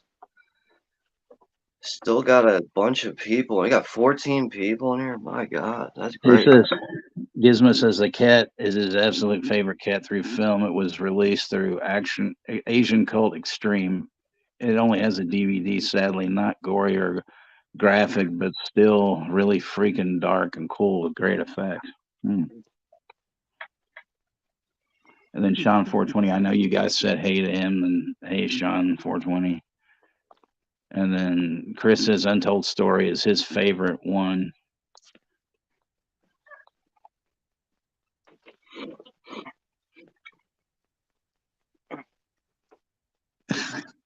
I'm not reading that joke, Russell. That's fucked up.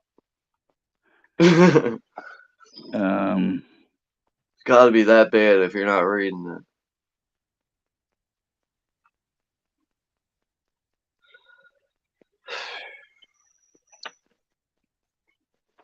Yeah, Chris Juno, said, you might want to change your name to Rant Mastered. Like I put an ED on the end. Rant Mastered instead of Remastered.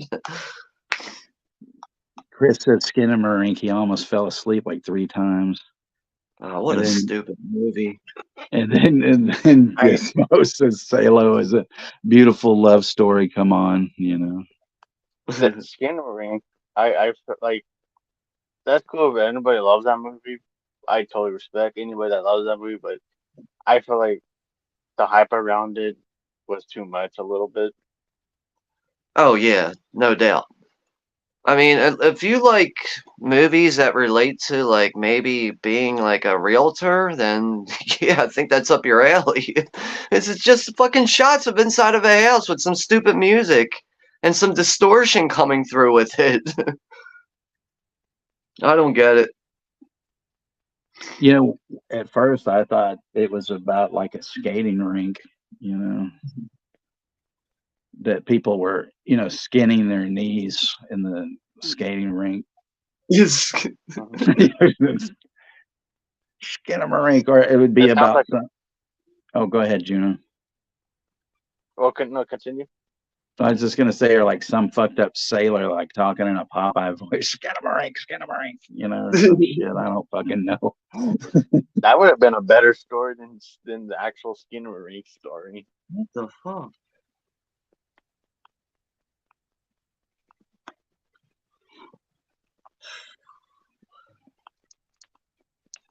So we're a hour and a half into this, so we'll probably do another hour or so.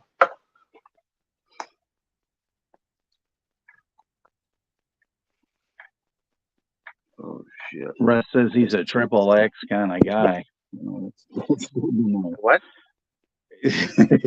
Russell says he's a triple X kind of guy. I'm like, well, that's good to know.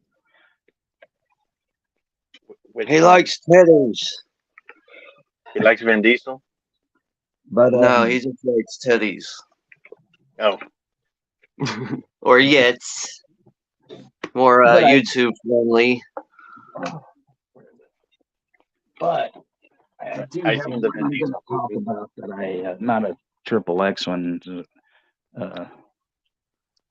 see. So this was one I find highly underrated with Guy Pearce, Kylie Minogue, Rhoda Mitchell's in it, Julian McMahon. I'm sorry. Juno McMahon? Yeah, Juno McMahon. But it's called Swinging Safari, and it's about a group of older Australian adults that like to wife swap and stuff like that. But the main key of the film is that their kids are hilarious and they have to endure these stupid like swinger parties that their parents have.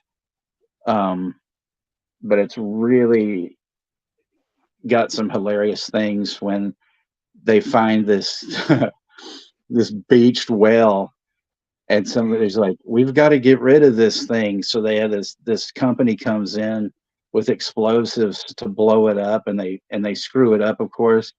So they blow the thing up, and they're all enjoying their day at the beach, and all of a sudden, here comes all this whale fat just flying on everybody and hitting them in the head.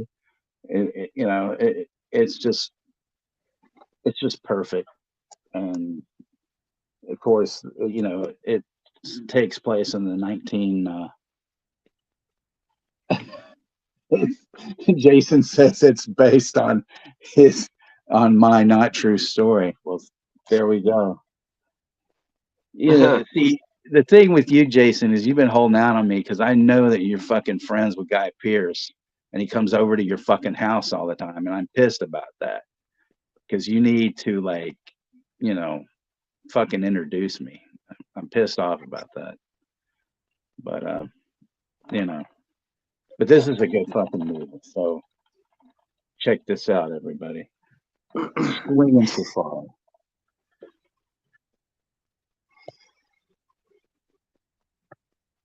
I see Russell Collier has mentioned Flesh for Frankenstein. He's saying, any thoughts on Flesh for Frankenstein? I love this movie. This Oh yeah, is.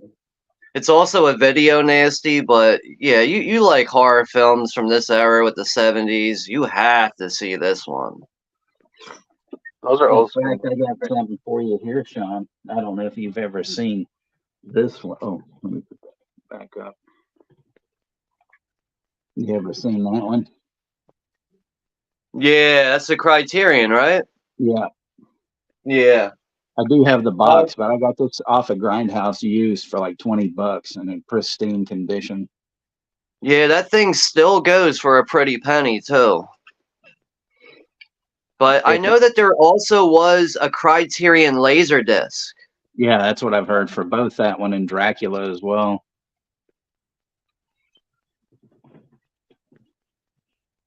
But I know Sean 420 was asking, what is your favorite Tales from the Crypt episode? Me personally, it's the first episode from season 5 called Death is Some Salesman, where Tim Curry plays 3 roles throughout the episode. It's the crazy Hick family when the it's the salesman comes by. Yeah, it's called Death of Some Salesman. The guy is selling funeral plots, but he's pulling scams on people. He's having people paying cash, and he never shows up later with all the information for the funeral plots. But he comes across this family. It's this crazy Hick family that despises door-to-door salesmen. And they end up bringing him in the house. They knock him out with a baseball bat, and then they're like, "We're gonna kill him, we're gonna kill this guy." And then out of nowhere, the daughter takes a liking to him. So she's like, "You're not gonna kill him. I'm gonna get married to him." But Tim Curry does such a good job with juggling all 3 roles. It's great stuff to see. But yeah, easily for me, it's first episode from season 5 called Death of Some Salesman. So, as you can see, Jason says him and Guy Pearce go way back. I told you, been holding out on us, man. And then Russell says the one with Brad Dourif and Bill Paxton is funny. Yeah, I think that's called The People That Live in Brass Hearses. But that's a good one too, man. There's I mean, everything but the 7th season is good, honestly. Like even like the episodes that aren't as good are still watchable, but that 7th season is fucking dreadful. They says Mayanne says they have kangaroo fights with tea every afternoon. I can imagine that, Isn't that like a normal thing in Australia? I think so. That dude, what's his name? Paul Hogan, comes by every day. I hear and he delivers milk now or something to people. It's like, "Hi, I'm Crocodile Dundee." Well, no, I can do a better Australian accent than that. But out of respect to Jason, I won't do it because I don't want him to get pissed because I already want him to make that clip for me. "I'll blow your fucking head off, mate." Jason, in my opinion, I don't think he has a very strong, obvious Australian accent. You can hear it there, but sometimes when I'm hearing him talk, it just like I don't really hear it. He just kind of sounds like his accent is just like very little. Yeah. Like you can tell, but then again, you're kind of confused in a way, or at least I am.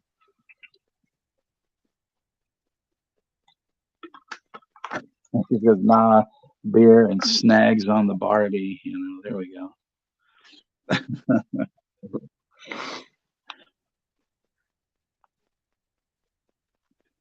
Well, damn, man, I thought Mikey would have shown up by now. Yeah, he must be busy, man, because, like, he is definitely a supporter. He shows up for everybody's stuff, their content, their videos. He's always commenting.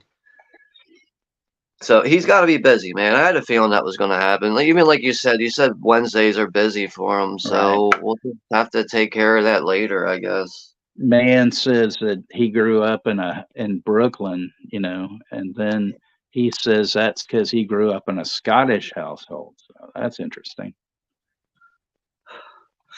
I would love to get Mikey on a stream one day, but apparently he doesn't like the whole idea of it, so he will never be on a stream with anyone. Well, I guess I could go ahead and talk about it because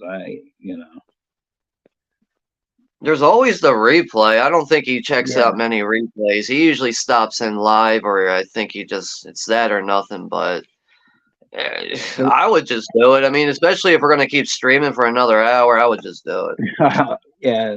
Well, it was what I was talking with you guys last night about the Russ Meyer films, that nobody has picked them up, as far as, boutique label or trying, except for like Arrow UK, which was like back in 2016, and that box set is going for like tons of mad money. There was a used one on Orbit. I don't know if it's still there. They wanted like 300 for it.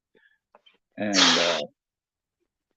it just pisses me off because it's just like I said to you guys last night. I feel like the people that have control of his estate have, they're just ruining these great fucking works of art, and kind of like Art Edinger said, if you don't, people that don't know Ray Dennis Steckler, they're assholes. And that's the way I look at it. People that don't know Russ Meyer are assholes, and his estate are a bunch of fucking assholes. I'll say that too, because I mean, it's just lame that, these films are, virtually almost going to become non-existent because they refuse to, give somebody distribution rights, and stuff. I mean, like, I'm saying last night, I feel like I should write to Severin and tell them, like, put out a box set of this if you can, I mean, I can't even find bootlegs. I mean, I just find that,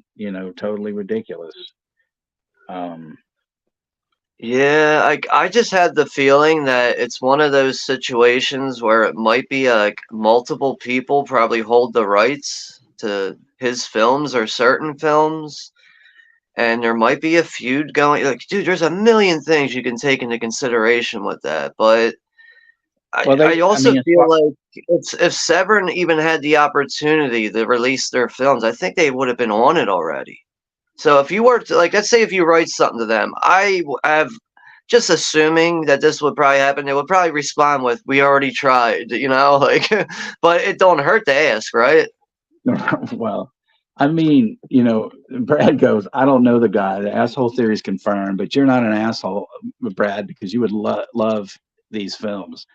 I mean, there's women with gigantic breasts and action, and all his films always got like X ratings, and it was ridiculous. I mean, I saw him in person one time, and he actually, at a, it was like at a festival of like 5 of his movies, and he spoke in between, like, just, at one point, and he said, that like people always thought that my films were just because I had nudity in them that they deserved an X rating. And he goes, my films had more amounts of violence in them than they did nudity, but he still got an X rating. It was like, totally ridiculous. I mean, they have all of his films, except they don't own the rights to Beyond the Valley of the Dolls or another film called Black Snake, because he had like a 2-picture deal with 20th Century Fox. And then the rest of them are, I mean, you go to that their stupid website, and they're trying to like pass off like Blu-rays for like almost $100 a piece, and it's ridiculous. They don't even update the site that much either. It's a stupid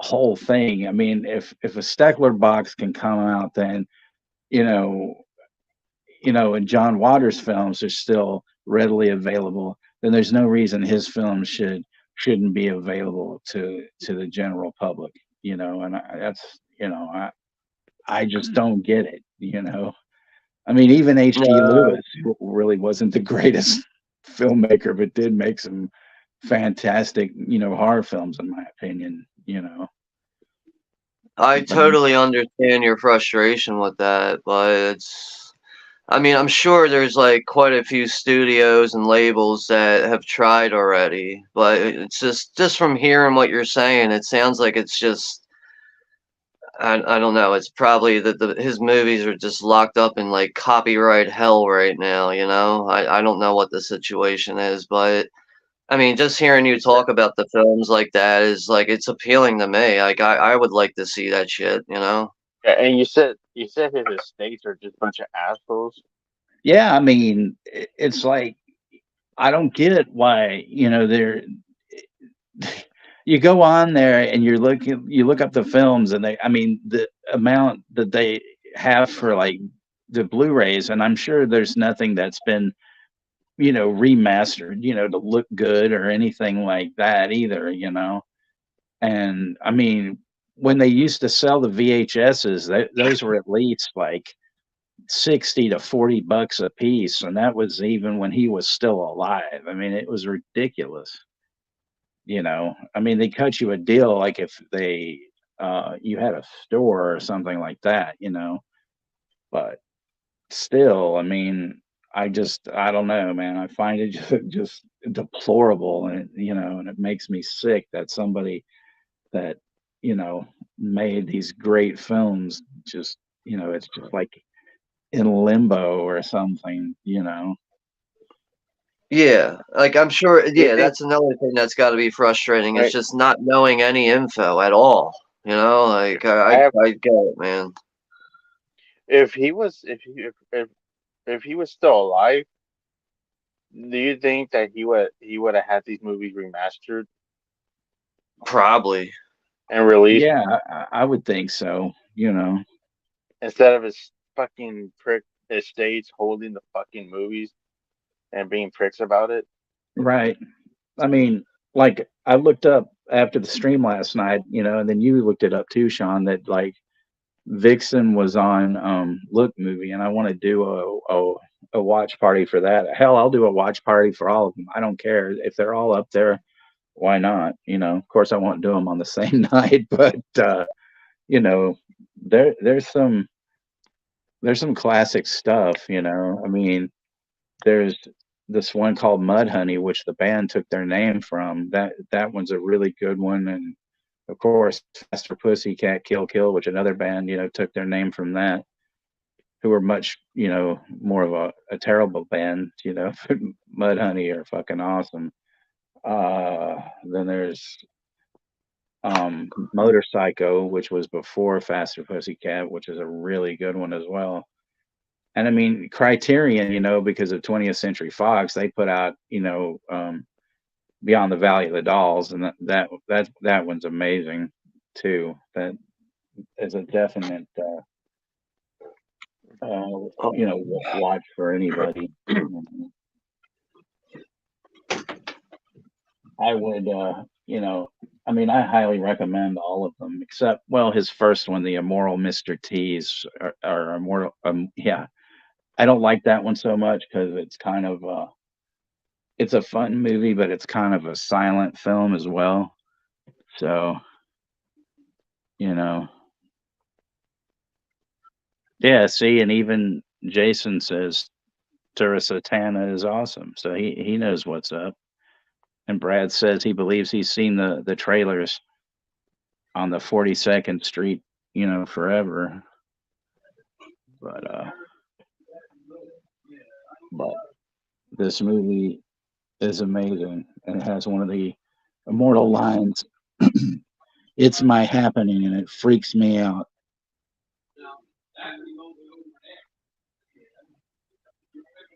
Well, see, nobody knows them here, Jason, except for people that were really into those bands too, All you right. know, which I liked them, a lot.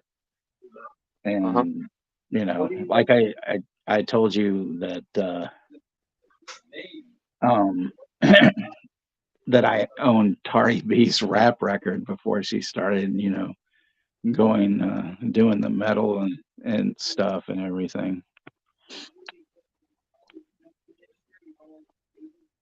But Well, that's yeah, that good. was my rant. I probably would have been a little more you know, if Mikey was here, because you know he likes movies with breasts. He says there's got to be more movies with boobs. So I agree, and so there you go.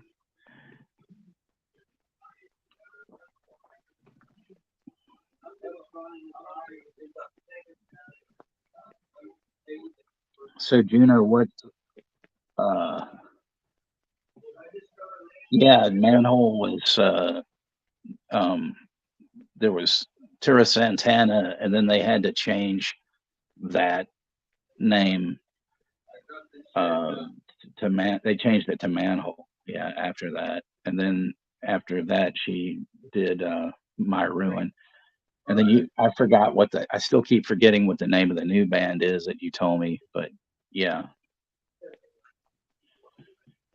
they've had her bands have had so many you know different name changes, but yeah, Manhole was basically Tura Satana, and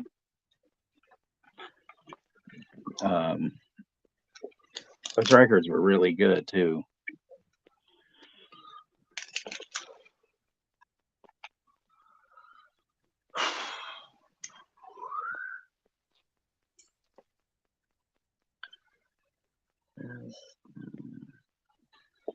Gizmo says Tinto Brass has way better films in my opinion. I've seen every Russ Meyer film except his shorts and the one TV movie, and I do like three to four of them. But with Tinto Brass, I liked every one I've seen.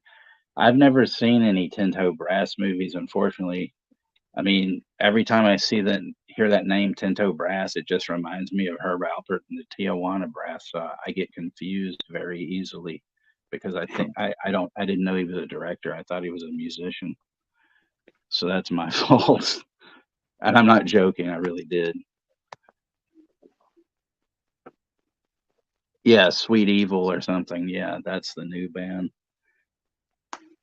Which I mean, it's a cool name, but spelled like that is just, I don't know. I hate when bands do that because it's just sort of like, you know,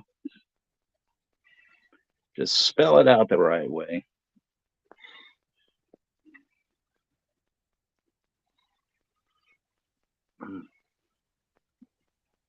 So Juno, what's on tap for the next rant? What's going on with that? Well, another rant that I might do,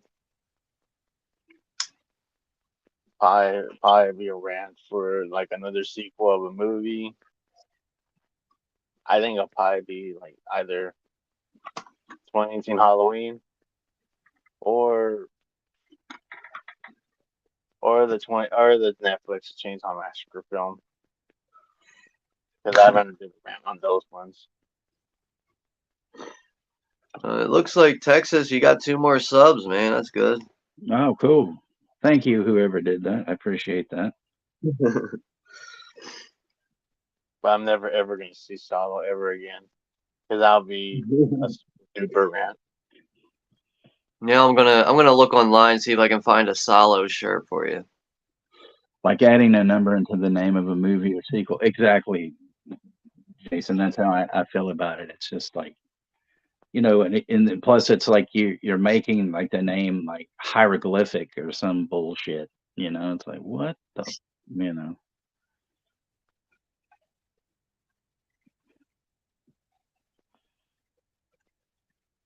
So what about you, Sean? Do you have any rants? See, that's the thing. If I don't like a movie, I refuse to give it any attention with a rant. You know, There like you I hate a movie, I hate it. I will not talk about it. I won't even talk shit on it, you know?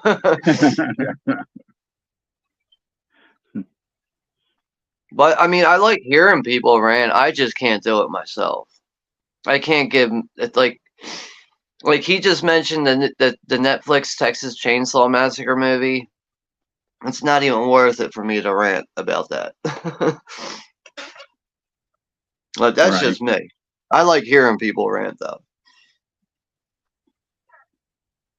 Unlikable, stuck with unlikable jackass characters that are piss poorly written and where they're insufferable with no redeeming quality, and you're rooting for Leatherface, who's supposed to be the villain that's scary and mean, but you end up cheering for him to have him kill all these scumbag characters.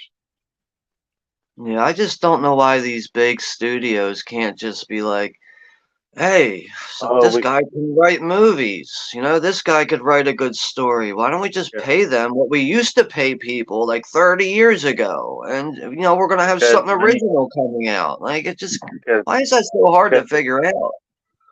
yeah, because the money talks, the bullshit walks with bringing they have that bullshit term legacy sequels as Yeah. the term for reboots, where they want to bring back the original movie, like, oh, it is technically a canon rebooted sequel, like it's the real sequel to the first movie. All the sequels, that like 8 or 10 of them, didn't matter. Yeah, I Like all the just, sequels didn't matter. that's really my main issue with new movies that come out I anymore. hate that crap.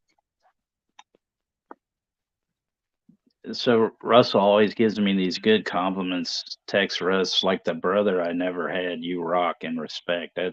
That's very nice of you to say, Russell. Yeah, Even though, Russell keeps it real.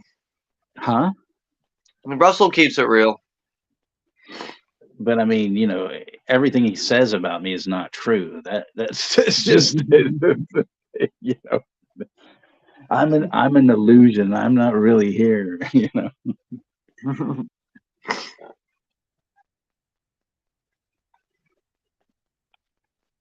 Gizmo says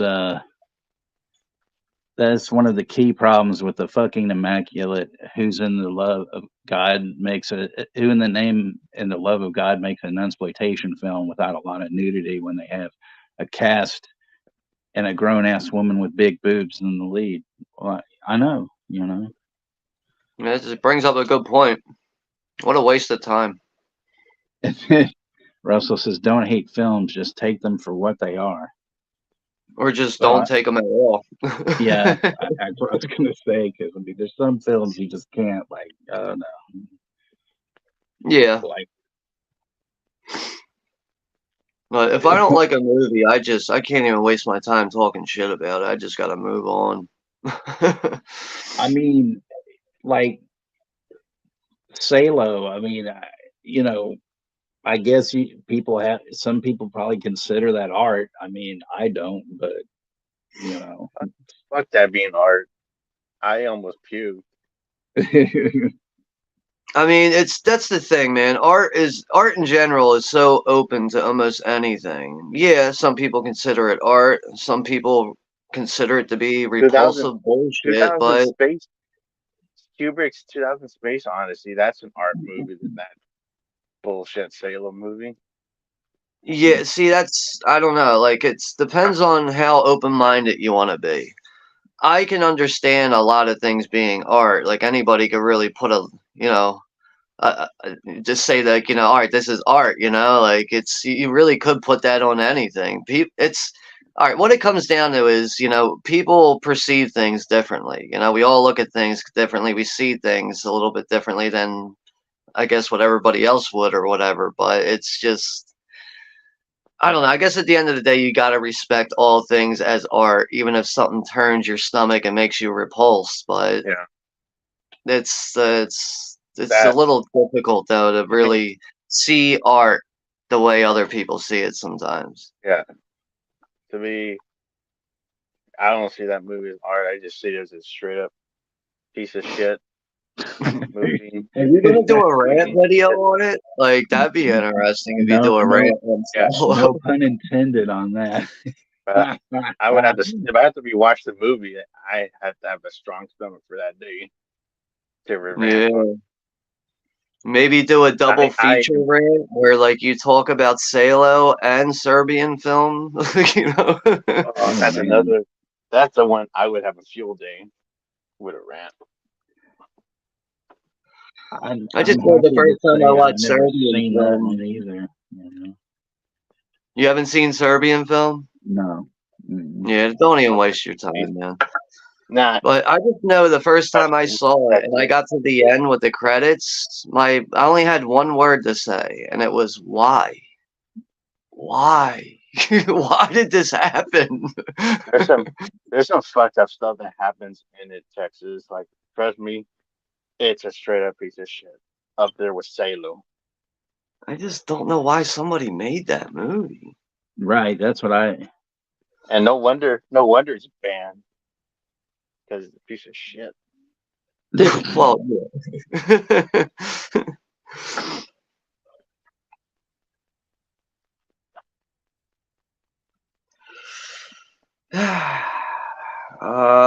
Like, what's Chester's your got a thoughts on question for us. the what? Chester Franklin's asking the panel a question. I don't know if you want to. Oh, you pulled it out. Yeah. What was the scariest scene of a horror movie that made you jump? Hmm. I mean, I talk about this one all the time. This one got me at a young age, and that's Salem's Lot when we first see Mr. Barlow, the Nosferatu vampire. When he pops up on screen, dude, that seriously made me jump out of my fucking skin. I really, like, in that moment, I felt the blood leave my body. My whole body went cold. That's how terrified I was. I'm, I can't, From offhand really think of something uh, that made me jump because usually, like, when I'm watching, the movie and it happens, I don't know, that doesn't stick with me. It's just usually for like, me, oh shit. And then it's kind of, you want to gone. go But, first, Texas? Or well, yeah, I mean, I'm sorry. I was just saying, but I mean, one of the movies that scared me the most is The Believers with Martin Sheen. I mean, anything with voodoo freaks me the fuck out. And there's that scene where Martin Sheen's wife gets electrocuted by this short circuiting like coffee maker. And it's so realistic. It's just you're like, holy fuck. Just watching her body just like sparks flying everywhere and she's just like writhing and they can't, they stop, her from touching it and they have to, yeah, and it's just so fucked up. So Yeah, I wish that's I for that. me, owned that movie. it was. I know we don't want to talk about Halloween, but the fourth Halloween movie, when it was like the first time seeing a horror movie, and seeing Michael Myers for the first time just made me drop my soul to it made me my soul just came out of my body when I saw him. Yeah, that's In basically that how bed I in the felt. bed scene Like the bed scene when I where when I he saw gets up. that right there, when I first Uh, saw Yeah. that, that terrified the fuck out of me. Because like also in that scene, before the face pops up, it comes up from the bottom of the screen. He just jumps up like that, and that is the last thing I expected to see as a kid when watching Salem's Lot, and it terrified the fuck out of me. I did not go. I remember that night. I did not go to sleep. I was up all night, dude. It really lingered with me. that's a great movie. Yeah, a lot of people don't like it, but I don't think most horror fans really like a lot of like classic made-for-TV horror films. Yeah, they want to just say that the shit is boring. That's their right away answer. So Yeah, Jason says, Juno, you need to watch Shark Exorcist and Sharkenstein and Beaster Bunny, then ran on those pieces of shit. Oh, really? He's intrigued now. It's like, Maybe all those be right, like then. they'll probably be 15 minutes. They'll probably be 15 minutes of me saying piece of shit on them. yeah. It's Juno. If you could sit through those movies, man, fucking props to you, man. I know I Oh can't. god. Even if somebody Oh said, "I'll my pay you god. $50," I'd be like, I still don't think I can do it. Like, That that that Black Christmas 2019 bullshit. I stopped a few times before before watching the rest of it because it was just getting so fucking stupid. Then Gizmo says a Serbian film is made because of different reasons that's why we make violent films in the West. I don't like Serbian films because of the brutality, but I do think it's important for the history of film. And then Jason says, but I still don't like that movie. I despise it. I just don't see the point in it. and then Jason says, I really want to see Juno ran on these crappy Wild Eye releasing films. I don't know who, you know. What the fuck is Wild Eye? I know I was going to say the same thing. And then Gizmo says, same with Salo, and I love that film. It is so ahead of its time. When you understand the film, you'll be shocked on how clear the film is on how society has become today. And then let's just think about what. That's cool. That's cool. You enjoy Gizmo. Just that's one movie I almost puked. Almost about halfway through the movie, I was about to fucking puke of how sick. Yeah, I can relate to that. Like, I mean, I wouldn't say I was like, ready to throw up, but I know I didn't feel good after. Like, it got to a point where it's like, they're really eating too much shit in this movie. Like, this is because I know a lot of enough people. it. I know back in the day in those Italian horror movies and all the splatter movies, they had barf bags because people got sick of the violence and stuff. For me, it was more than that. It was more fucked up stuff in Salo. And then Gizmo says we talk about when it comes to entertainment, people want to see, grape and blood, gore, and the most extreme stuff just to feel good. This is because of politics, how movies and entertainment has been. Yeah. I can agree with that. The R word, I disagree with like that word. Like that's just I do not like seeing that in movies. And then he continues his comment. He says it's forced upon us. There is no censorship anymore for what would be normal, like censor violence and sex, but we have censorship of free expression, and there is a culture forcing stuff on you in entertainment, and that is what Salo is really about. Yeah, I can see that. But yeah, I can definitely see that too. But if they just would have cut down with so much shit eating and focus a little bit more on that, then okay, I could probably sit through the movie. I know, but it's still to me, it's kind of fucked up to like halfway because I know the movie they say it goes more fucked up like all the way to the like last act of the movie. And I'm like, Jesus Christ, I could have really puked. So Jason says he's seen some of these Wild Eye releasings. He goes, I did, or maybe those movies he was talking about, Sharkenstein and all that. He goes, I did, and they are trash and not good trash. I mean, damn, if Jason's like saying a movie's trash, like, I mean, sometimes it seems like Jason might be generous with some movies. He might be giving, like, a movie, like, a fair rating with being a little generous sometimes. Because he goes through all types of movies with his shorts, with his 60-second reviews. But if Jason's saying something's trash, it's gotta be, and I don't like Wild Eye shit at all. I don't know how those guys waste all that money on stupid movies like that. Like, I'm talking about, like, Wild Eye itself, like, pouring all the money that they do pour into these movies. It's just like, wow. Right. Are they like Asylum? A little bit? I think Asylum is linked to Wild Eye movies. See, I don't pay attention to a lot of that shit, because a lot of it, I agree with Jason, it's trash. And then you know what else is even worse? A lot of these Wild Eye titles are like $29.99. Like, don't you guys want people to buy these? They're fucking expensive movies and they're fucking shitty. And then Gizmo says if the masters tell you to eat shit, you eat shit, and then in the end you will like shit, just like the shit Hollywood is making today. That's a fair point.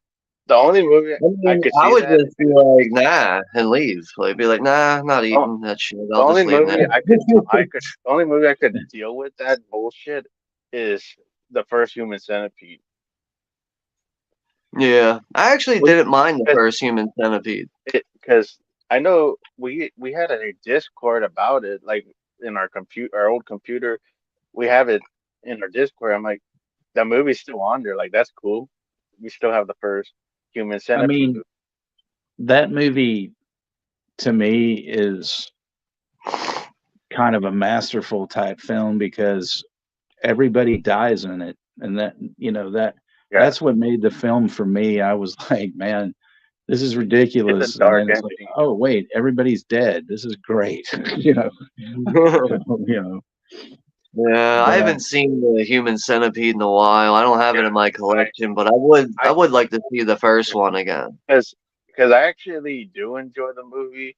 It's just, of course, there's some stupid. It's a stupid of a stupid movie, but I could watch that movie 100 times over Solo or Serbian Oh Film. yeah. I mean, I would have to take a wild guess on that. Yeah, but I mean, well, I mean, At it's least you don't see nothing. At least it's like you don't see them eating shit. yeah. At least it's like Like it's I'd like say, like the I think the grossest thing about a human centipede, at least for me, is just the fact that you have someone's face going into someone's ass, and it's yeah, consistently. And, that's probably the grossest thing about it. yeah. but Chester says the scene that made him jump is Michael Myers when he appears from the couch in Halloween 2 when he kills the girl. Yeah, and Yeah, that's actually my favorite out of all of them. Yep. yeah. I'm like, that's Howling 2 is still much better than the 2018 film. I that's because a lot of people want to say that, oh, that's not the real sequel. Even Carpenter, like, I do respect Carpenter, but he's kind of a prick about Halloween 2.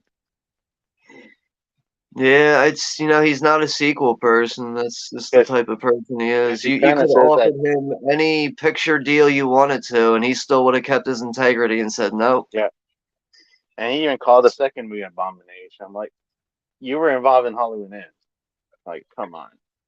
I mean, his name is in Halloween too. He did the music for Halloween too. It's Even kind of funny even that he would Carpenter wrote actually the say movie too. something like that and still have some involvement in it, but that's He even John wrote. Carpenter. He even wrote the movie too. Yeah, or I think he co-wrote it. Yeah, co-wrote.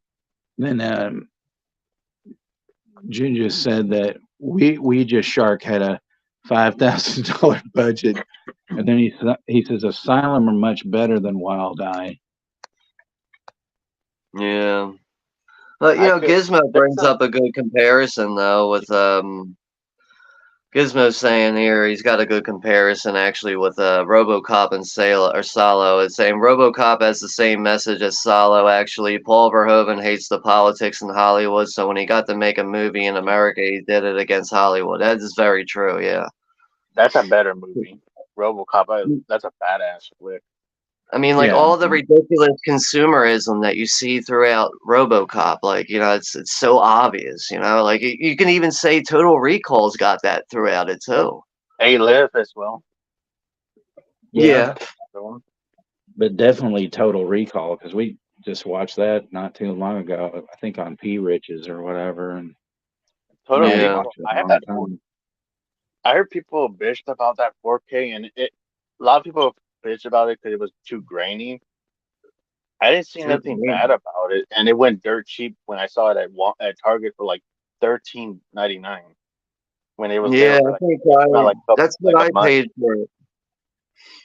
Because usually they do that when when people complain about the transfers and stuff. Yeah, like I remember you brought that up, and I was like, I remember when that was released, people were happy with it. I know I was happy with it. I even watched the Blu-ray on it, which had a 4K scan. Even that looked good. Yeah, because one day I was like in Target, I'm like, holy shit, 13.99 of a 4K, like that's dirt cheap. Because usually I would see them for like 20 or $25, and it was Total Recall, and I love that movie. And the movie wasn't even that Yeah, bad on 4K. I actually like thinking about that now too. Like Total Recall 4K, the price dropped on that quick. It wasn't even out for like a full month, and then it was like available for like $15. Because I started seeing like people on YouTube saying like they were complaining about how the 4K looked like shit, like it didn't look good. I didn't see Yeah, nothing people. working. I think the mass majority of people just ain't happy with anything, man. Yeah. Yeah, that's for sure. So I guess Russell's taken off. He said he's going to another stream, and with Gizmo did say, Good. This one. But you know what though? Like real quick, that he's jumping out and going to another stream is kind of relating back to what I said in the beginning of the stream. Like, if two people are streaming at the same time and you bounce back and forth, you're actually giving both streams more views. The numbers are going up. yeah, that's true. So to be pissed about that and to be selfish about it is just like, what the fuck?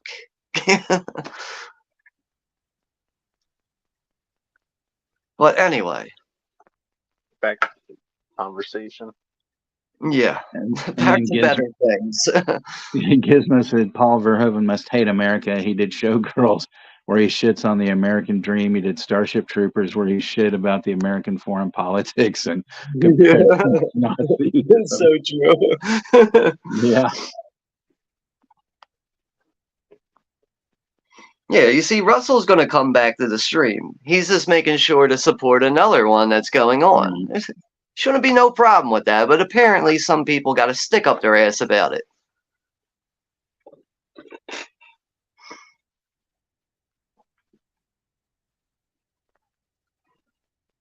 You know what? Another thing, I'm just going to say one more thing. Everybody has the freedom to do whatever they want on here. Like to be right. questioned about that is like, come on now, man. Like, where do you get the nerve? I don't know. I got singled out on that one. I'm going to leave it at that. Yeah.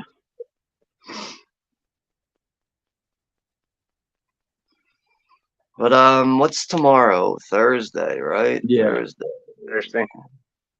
I know I gotta work on a collection update video. I gotta finish that. I got like half of that done right now. But like just to reflect on videos real quick. I used to like get stressed out if I couldn't get a video done in one day.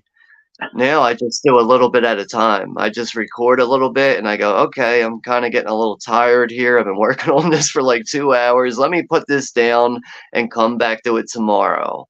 So with doing it with that kind of method, I find myself with less stress now. It's all right. It's a video. Like, I mean, like I would like to get a collection update video out in the beginning of the month, but I can't worry about that anymore because people are still going to show up and watch it whenever they want. I mean, it's going to be Right. there.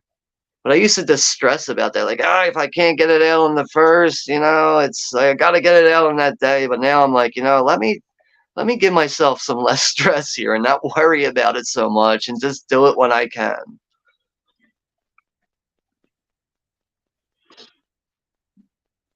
But I mean, like, it can be a little annoying sometimes when you're like, like this fucking 10-minute video is taking me like a week to get done. It's only a 10-minute video. See, that's another thing. Like, I know, like, people watch my content, but I'm sure a lot of people probably think that when they're watching it, like, oh, he probably recorded that in just like 10 or 20 minutes. Like, no, it took me longer than that, man.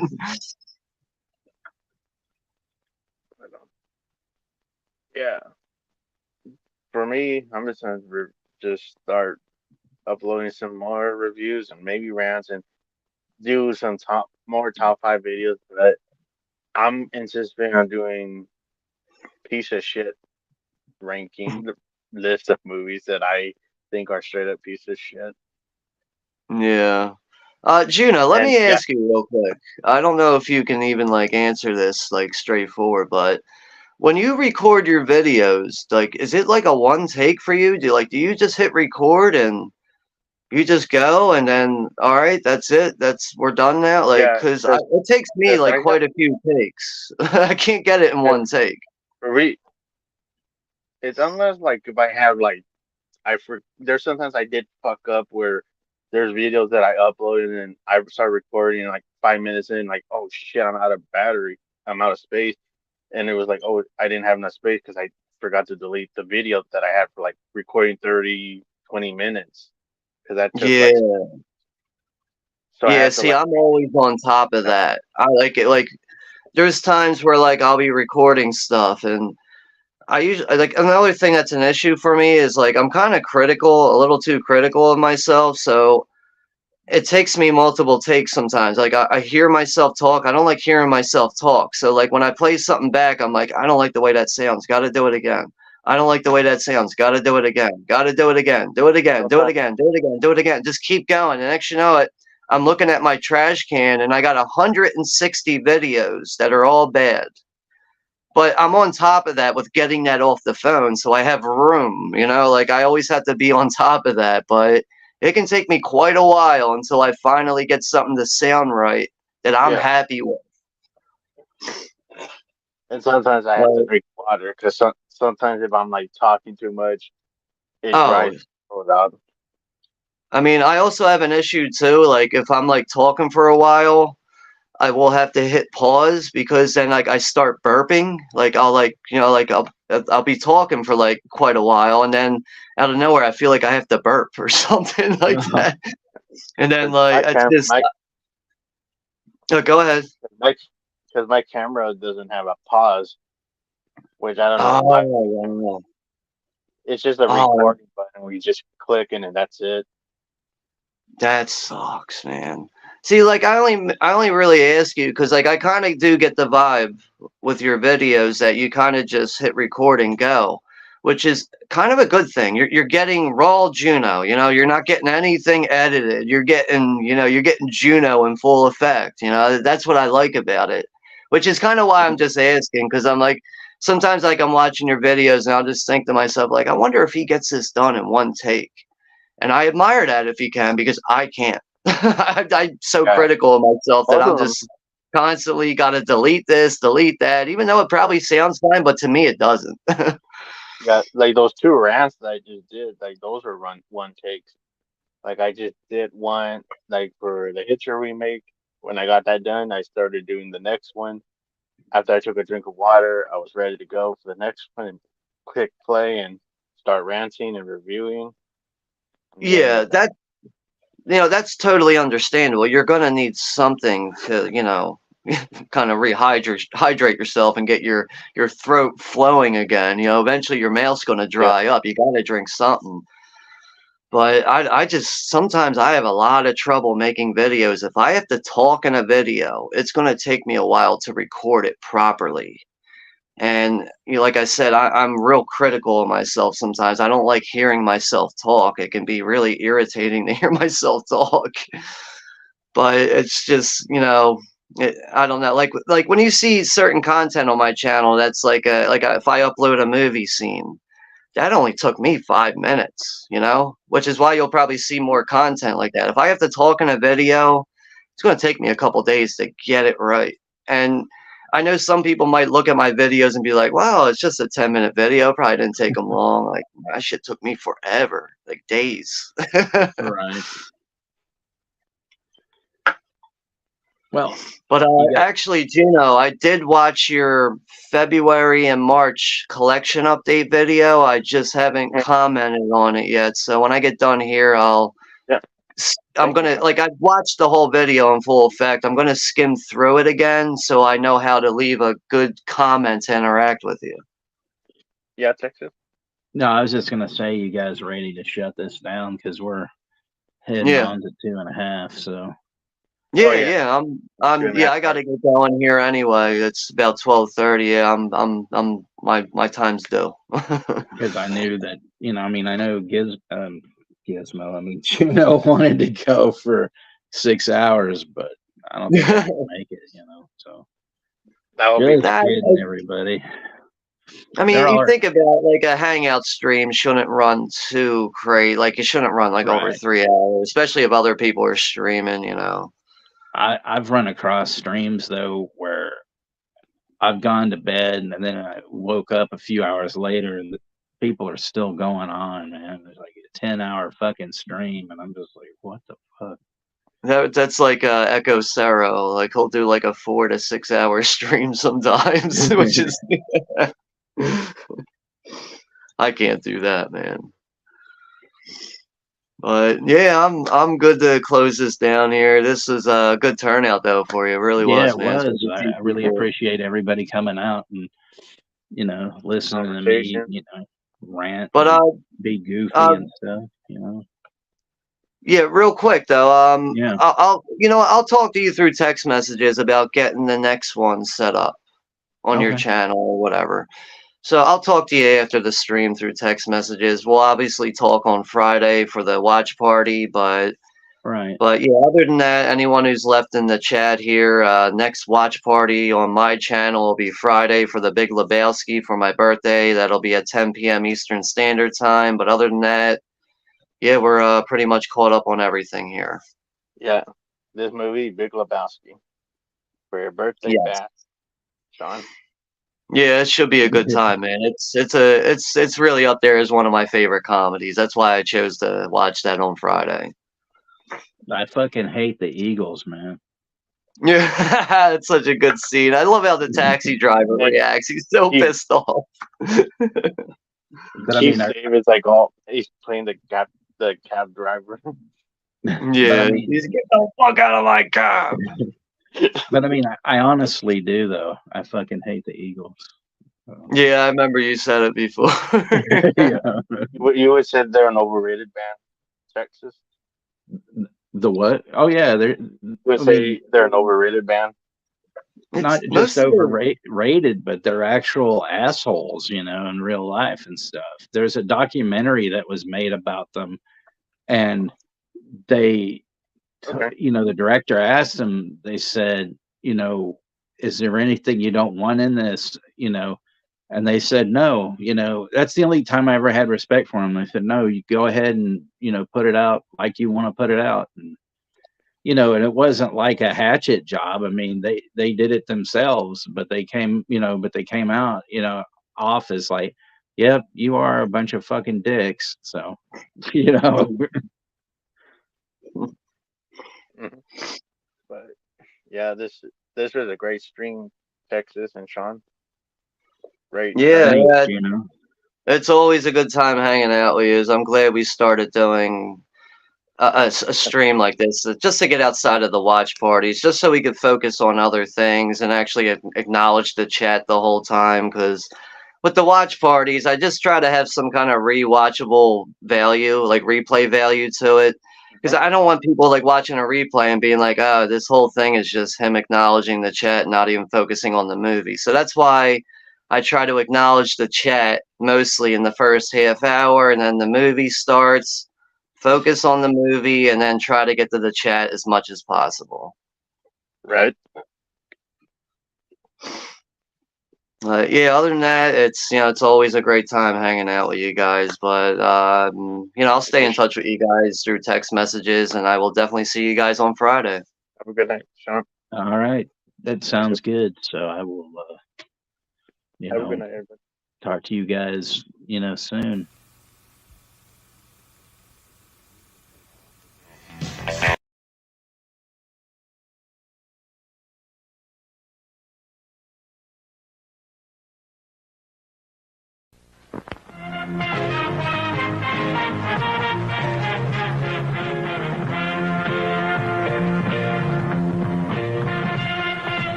Ray Dennis Steckler.